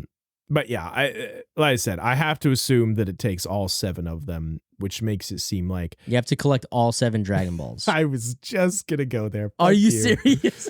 My bad, dude. But no, it's fine. It's just like I don't think this happens very often because I don't think all 7 get along well enough to be like they don't have a dragon radar in this realm, so like Capsule Corp is just like not doing its thing. Capsule Corp is like they don't exist in this world. What the fuck are we doing? Okay, so she's back. She's a high fae. And immediately she is having to grapple with killing those fae. Fair. Yes. And I'm glad, kind of to your point earlier, I'm so glad this wasn't just like forgotten and swept under the rug. Well, here it does still kind of like get there because it's like you go from that to like just wanting to fuck. Yes, there is that. Come on, bro. But have you seen how hot Tam is? I mean, yeah, dude, but like she's like, oh, dude, I just fucking killed people. Fuck, you look good. Okay, fuck, you look good. Okay, this is what I want to know. This is what I have to ask. What would you do? Let's put you in Feyre's position for the 3rd trial. What do you do? I'm sorry, like at the whole trial? Well, just the 3rd one. Do you kill them? Knowing what Feyre knows, yeah, I would. No, I mean like at the time, not post what she knows after. Yeah, I'm saying like at the time she had already spoken to Rhysand and knew that like, hey, this is about more than just me and Tamlin. Yes, okay, that's the correct answer. I mean, obviously you knew I was going to say that. I'm the pragmatist here. I thought you might have a problem, but what? No. The needs of the many outweigh the few in this situation. Yeah. I feel like. Yeah. Okay. All right. I was just curious. I thought maybe you would be a little more squeamish, but you know. As soon as that first Fae dude started bawling and begging, you wouldn't. I mean, could I actually have the gall to do it? I don't know, man. That's tough. You know, you'd have done it so fast. Next, I'd have been like, I would have hit his stone heart. I'd have been like, huh? And I would have like kept trying. Hey, this one's not working. You got a different dagger I can use? Hey, wait, hold on. Clink, Question. Clink, clink, clink. Question.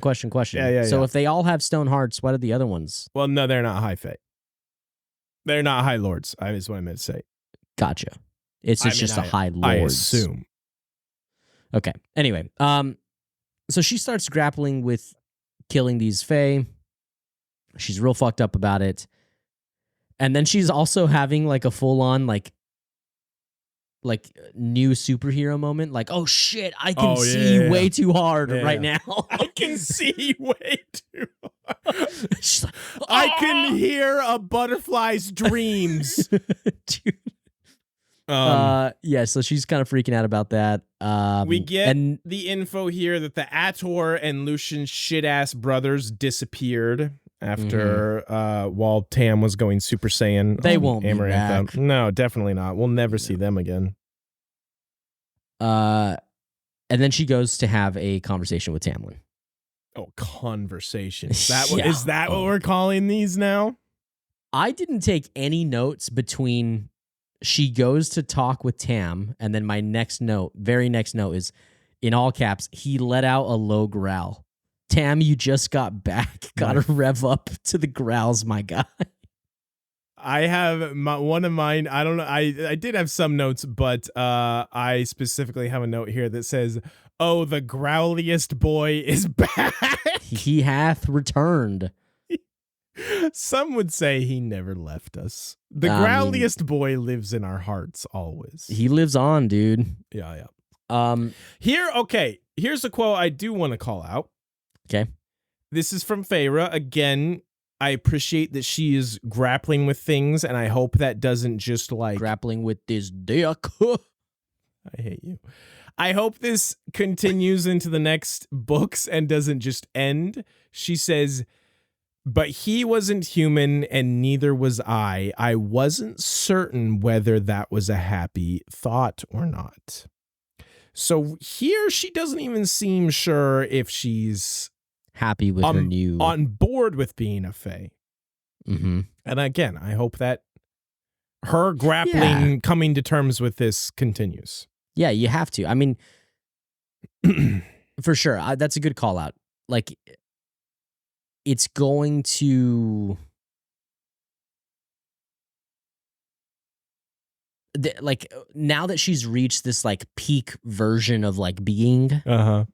there has to be some way to like to give her some like inner dilemma where she can like find herself or make peace with herself or whatever, you know. So yeah, I think that's a good way to do it.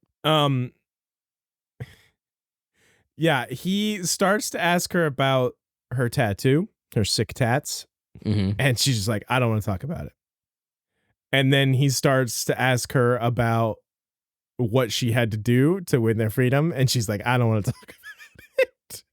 She's like, "Dude, I'm trying to fuck." Then she literally wraps her legs around him, and my guy gets the hint and begins to growl. The growling commences. And he obliges. The growling commences. Yeah. She's like, "I don't want to talk about it. I don't want to talk about it. Let this body do the talking." Yeah, so I guess Tyrion was right. After a fight, you have to have sex, right? True. That's a thing. Yeah. No, that's Bronn. Bronn told Tyrion that. Oh, right. I did take note here that so he's like kissing her, like every inch of her. As one does. And she's like, "A kiss for each day we spent apart." I'm like, bro, this is so fucking corny. I love it. That is some like fucking cornball shit, and I'll eat it up. Can of corn, dude. That's a can of corn. Hell yeah. Okay. So it's nighttime. Yeah. And she wakes up. She feels a tugging in her loins, just kidding, in her stomach. And she wakes up and is like, "Oh, I shouldn't wake Tam up." So she sneaks out. I would be afraid, by the way.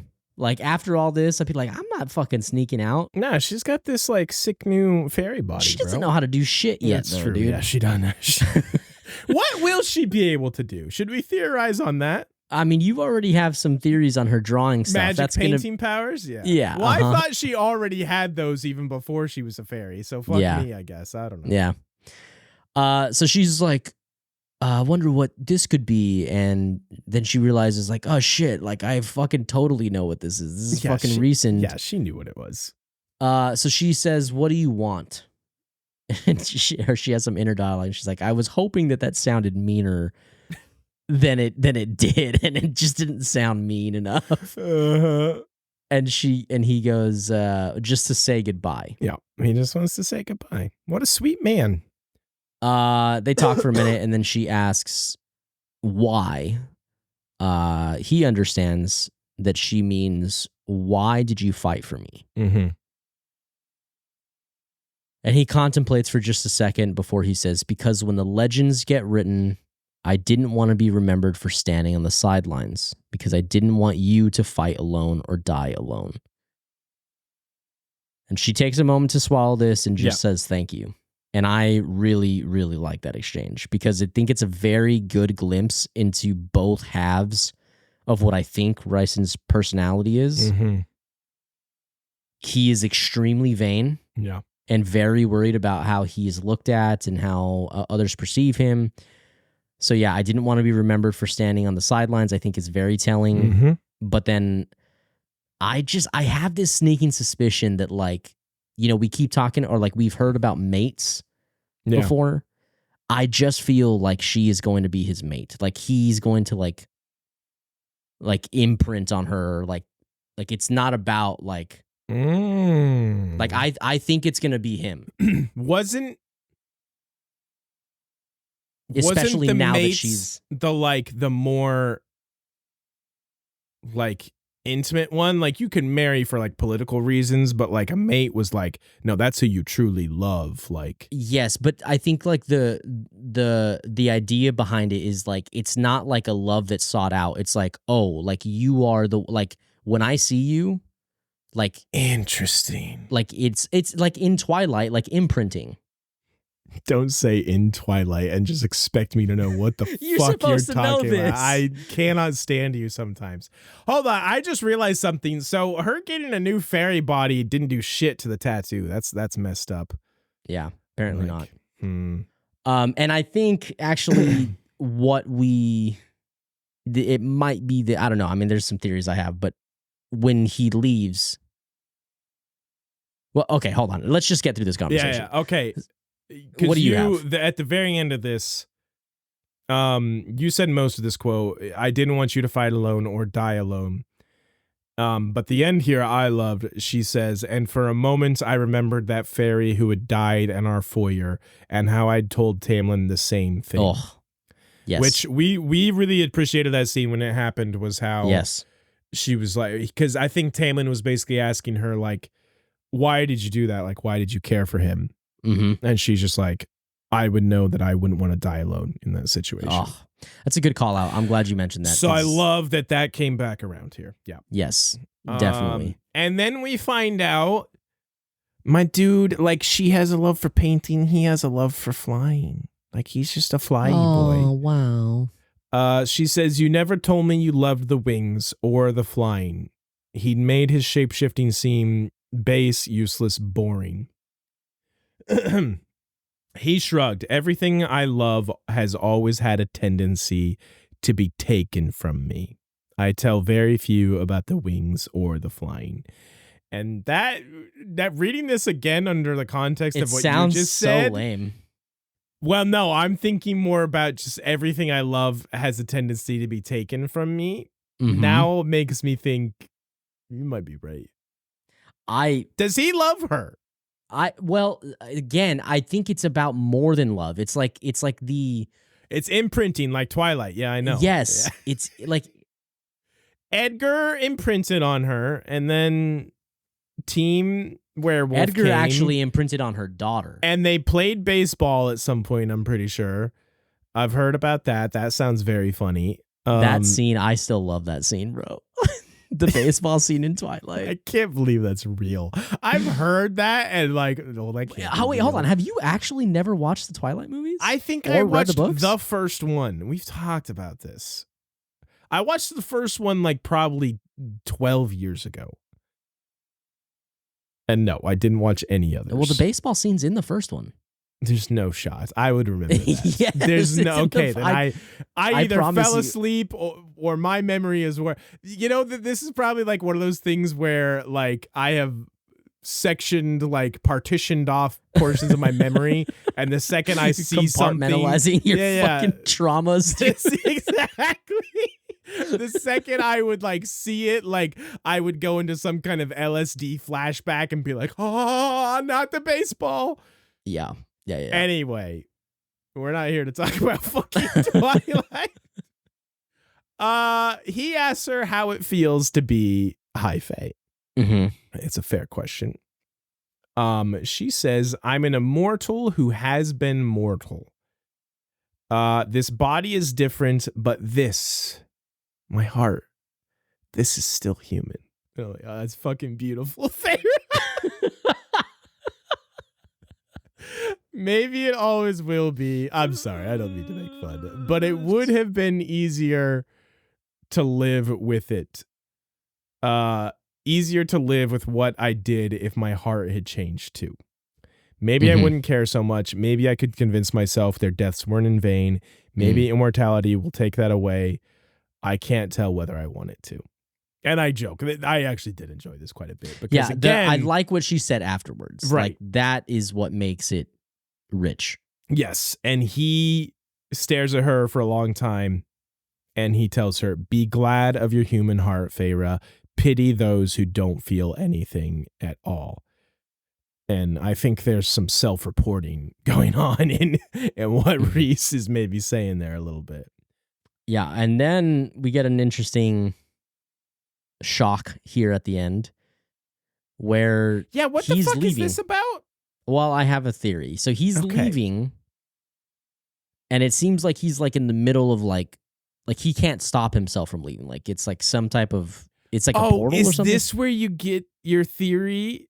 No, actually, I have a couple theories. Okay. And I'm curious on like what you thought. So as he's like about to be taken, like go, I don't know. Please correct me, guys. I don't know if it's is magic a portal? shadow portals or something. Okay. I don't know. So he's like about to leave, and he takes another look at Feyre, and she notices a look of pure shock. Yeah, I have it here. His eyes locked on mine, wide and wild, and his nostrils flared. Shock, pure shock flashed across his features at whatever he saw on my face, and he stumbled back a step, actually stumbled. What is, I began, he disappeared. And that's it. So I am curious if like so like your original theory did ring in my head, like maybe she does actually have some type of like ancient like Fey ancestry that now that she's been reborn as a high Fey, that like something was a tell there. Another thought was like they locked eyes, and this whole like idea of like finding a mate happened, and like he immediately like went into this like feral like fuck, like you're my mate, you're my person. Okay. And those are my two working theories. Another one I kind of thought of was like maybe there's some trickle of like Amarantha that like latched, like a whole Voldemort type of thing, like okay, I can latched see itself that. to her. I don't know. I mean, I was just toying with some ideas. Yeah, I like those ideas. I just had another one. What if, because I had like no theories on this to this point. I didn't think about it much. Does he possibly recognize her in some way? Like, is she, now that she's high Fae? Right. Is she like, maybe now that she's quote unquote like reborn, is she back into some kind of like, oh, this is this incredibly important like ancient person from this mural that everyone knows about type thing, and he realizes like recognizes her from that. Yeah, it could be that. I don't know. I mean, I think the one that fits the most in my head is the mate thing. You just want him to imprint on you. I just really feel like I don't think that we would have gotten the difference between like just being married and finding a mate in this book if it wasn't important, because this is a fucking romance series. Yeah. I just think that it's going to play into something. That's interesting. I completely forgot about that whole like the whole thing about that. So I think it's interesting you're bringing it up. Feyre says that Amarantha's body had been taken away to be burned, but Jurian's eye and the bone she wore has disappeared mysteriously. Oh, that's interesting. Could have find out next time. Yeah. Well, Dragon Ball Z. And yeah, then they return to the spring court and all is happy. They even see Alice and her boys laughing and playing. These are her nephews, right? Yeah. It just says her boys, but it's her nephews. And then they kiss and bang, I'm sure, and bang and kiss, and it's happily ever after. And that's the end. That's the end.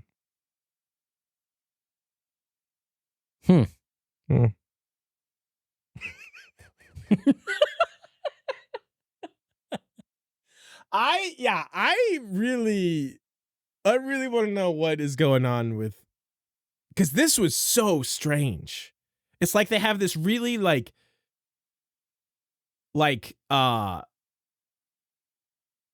really good conversation, like really like, you know, like crucial moments where he's like, pity those who don't feel anything at all, like these really like deep conversations. And then it's just like out of the blue, he's like, what the fuck? And then it's gone. And it's just like the end. Raging boner. Oh, you're my mate. I've imprinted, and then he pieces out. I love how attached you are to that theory. Bitch, I'm telling you, it's gonna be a thing. Bitch. So, okay, if you are so sure of this, now we need to know, are you team Rhys or are you team Tam?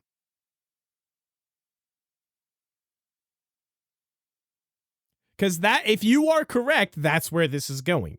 Yeah, I mean, of course that's where this is going. Yeah, probably. It's probably going there regardless. Like, I was gonna say, regardless of the imprinting thing. Yeah, you're right. That's where this is going. It's where that's going. Yeah. I just have okay. These are my actual thoughts. We have been primed from the beginning to like Tamlin. Mm-hmm. So I have a feeling I'm going to end up being Team Rhysand because I think that something's going to happen. Because you're a rebel. No. Like what I'm saying is like there has to be like an angle, like a reveal or like a shock. Like sure. I mean, it's like there's zero possible chance. This is what I'm saying. There's zero chance that Tamlin stays this like perfect person. You think like, he has skeletons in his closet? Or makes a bad decision later or something. Okay. I don't know. Like I just, well, fuck, I don't know. Maybe I'm disproving myself because I already feel conflicted about Tamlin with like how he has manipulated her into falling in love with him. Maybe he's a bad shortstop, and that's what will make you dislike him when they play their baseball game. What?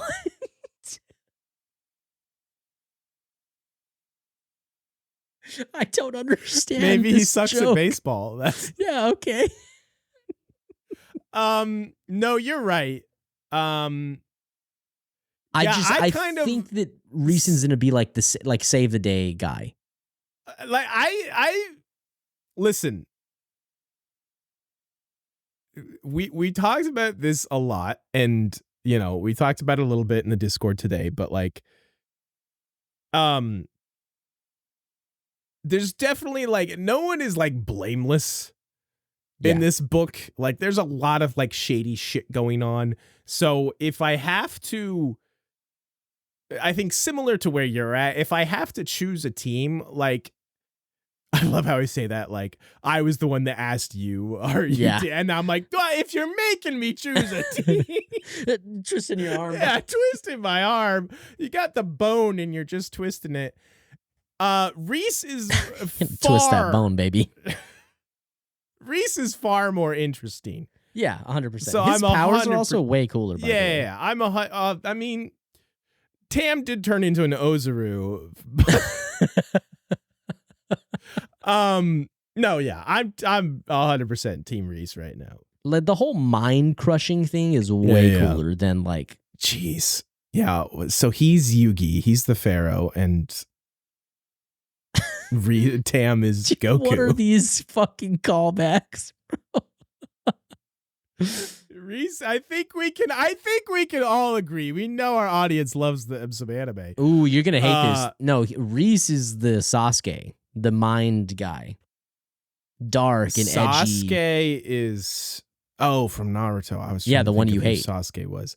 No. I mean, honestly, I kind of hate Sasuke too. Yeah, who doesn't hate Sasuke? Rhys is the Pharaoh, Yugi, and Tam is Goku. I think Rhys is like the Itachi, bro. Sasuke's older brother. I refuse to make Naruto references. Maybe he's the Kakashi. Okay, that'll shake too. I like Kakashi. Kakashi's cool. What are your final thoughts here? We're kind of already into this, but yeah. So my thoughts overall are, I enjoyed the book. Yeah. Agreed. It is difficult when we are looking at it under such a microscope, because it makes the process more drawn out and gives me way more time to sit and think about specifics about, did I like this? Did I hate this? But I will say, if I sat and read this book all the way through, I would have some issues with it, but overall I'd be like, oh, that was fun. It was enjoyable. It wasn't too deep, and that's all it is. Like, it's just a decently fun story to kind of just pick up and read, but it doesn't need to be some crazy giant lore that you have to dive into. Now, that is the part of it that I'm looking forward to. I am curious about the lore and like where the story is, like the political side of this is going to go. With the King of Highburn and whatnot. But yeah, I mean, that's kind of how I feel about it. What about you? Yeah, I pretty much agree with everything you said. I realized when we were going through Game of Thrones episode by episode, and this seems very obvious in hindsight, but the way we go through and like super hyper analyze and do podcasts and share our thoughts on these things, it amplifies everything. The good things become even better. Yeah. Like when you and I talk about, I'm like, oh, we both really enjoyed this, and it amps up the things that we like, and it does the same for the things we dislike. It's just like, so there's that push and pull, but I have to say that I enjoyed more than I disliked. Like most of the things I disliked are pretty small quibbles, honestly. Yeah, for sure. Like there's some corn here and there, but I fucking love a good can of corn, every now and then. And like obviously the very predictable nature of it, but that's because the whole Beauty and the Beast thing, we've talked plenty about that. So that's why I think I am more excited to see where does it go from here, because I don't think there's a second Beauty and the Beast book, is there? Right. I think that this is a good call out. Sarah J. Maas's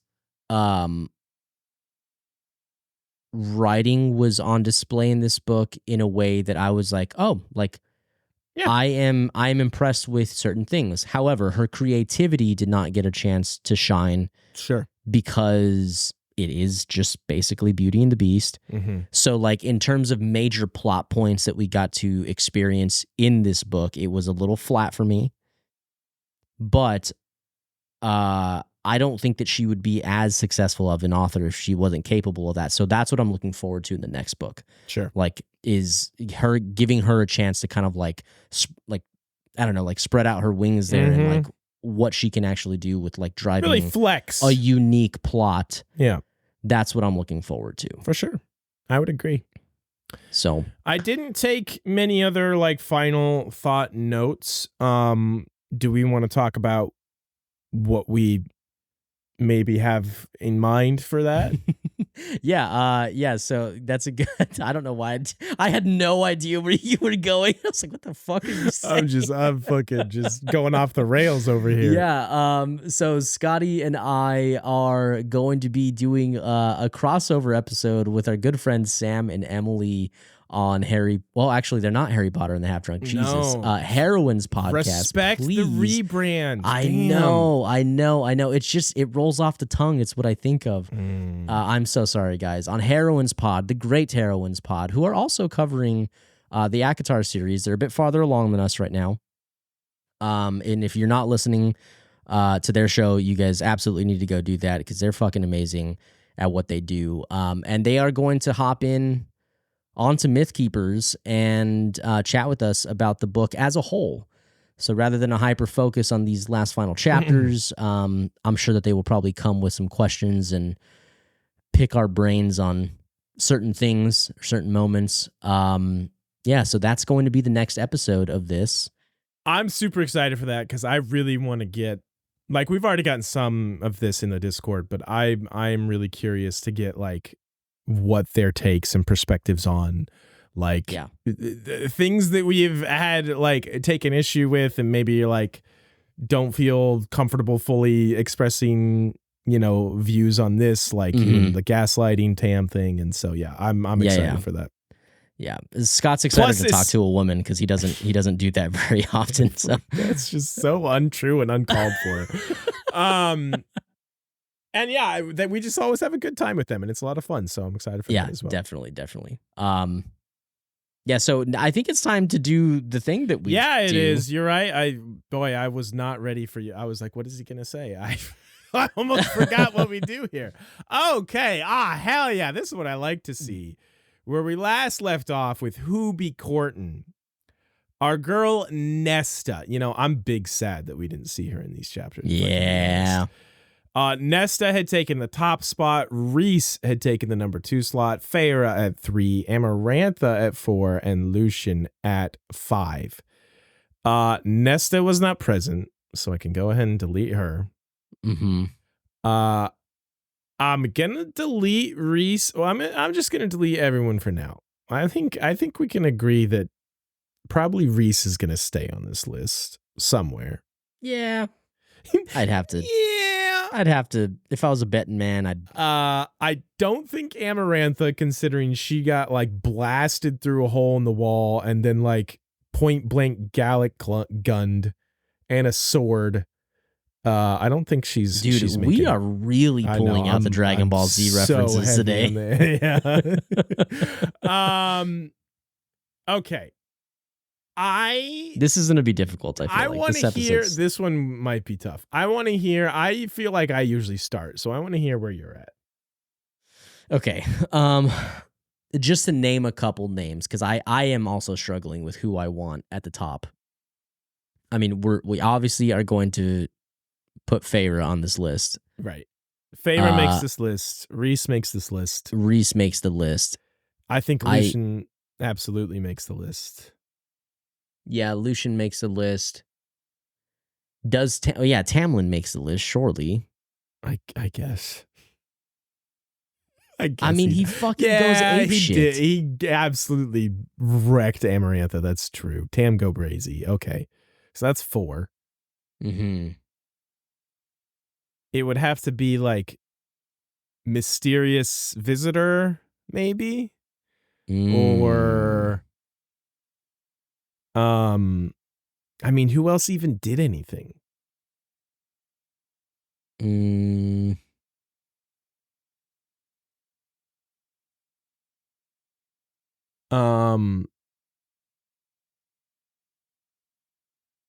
mean, mysterious visitor is not a bad.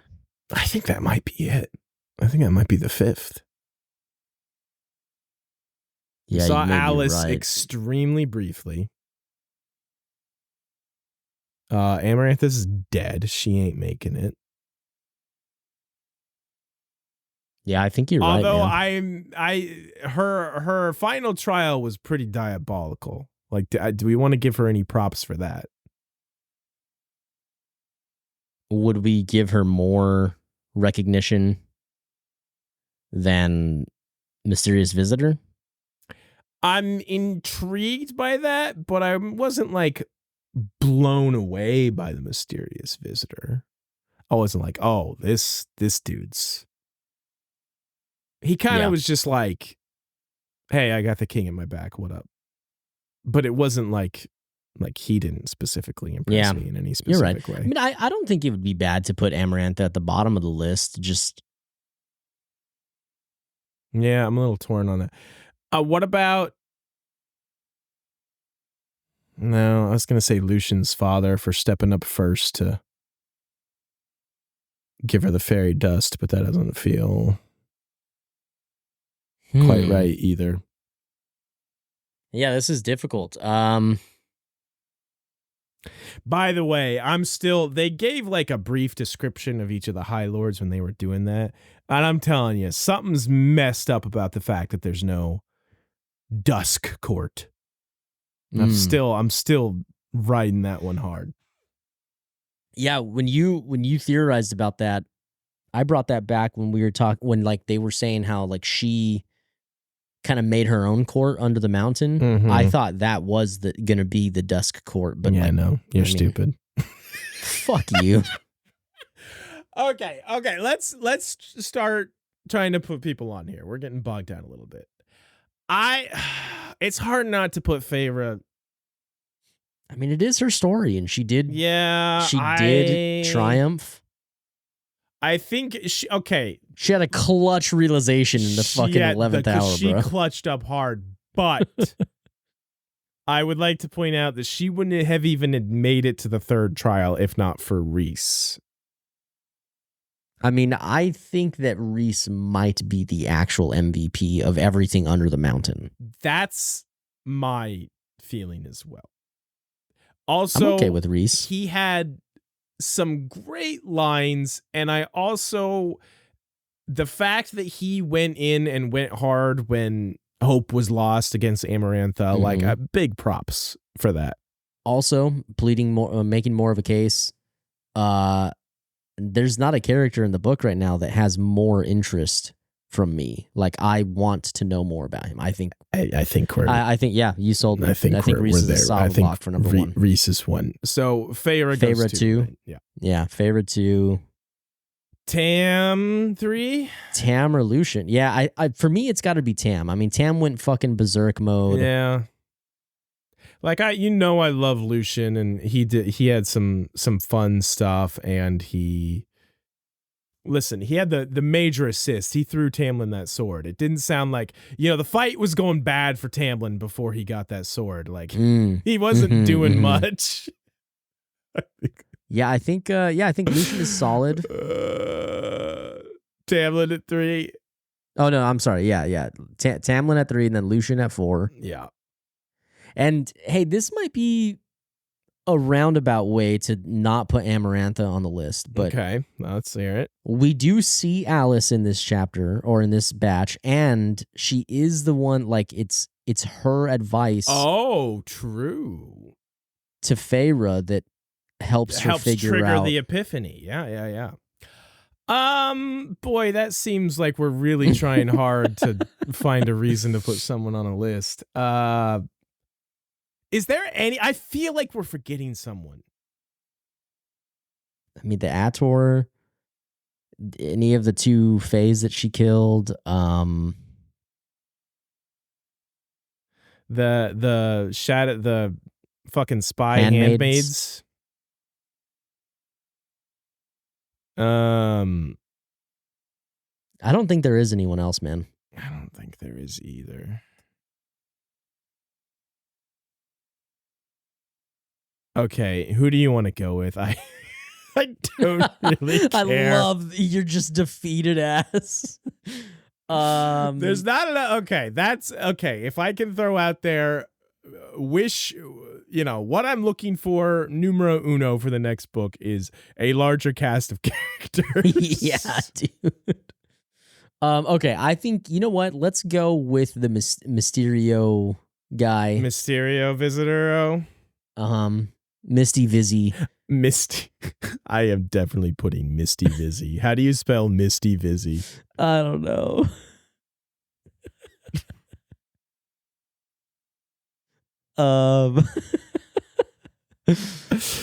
Yeah, we're sticking with that.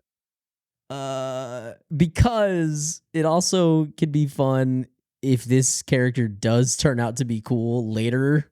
And looking back on, like, yeah. I mean, we can go back to episode 1 and just see badass mercenary chick. Yeah, dude. So.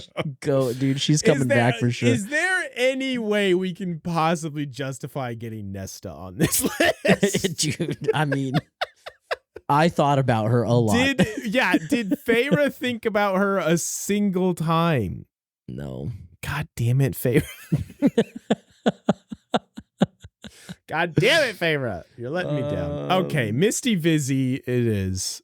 That is who be courting for the final time for A Court of Thorns and Roses. That is Rhys, our imprinty boy at number 1, Feyre at number 2, the growliest boy Tamlin at 3, premier sword thrower at number 4, and Lucian, and Misty Vizzy himself at number 5. My boy, our main man, Misty Vizzy. That's funny. Zach, get us the fuck out of here. Guys, thank you so much for listening and watching and liking and commenting and subscribing. We appreciate you guys so much. Scotty, I think, wants us to plug. You can go to mythkeeperspod.com, get yourself a nice daddy hattie, get yourself a Mythkeepers tee with a sick logo on the chest. We do also have some hoodies and some crop hoodies. I know it's getting into summertime, but who doesn't love a good hoodie inside? Just for lounging. Hell yeah.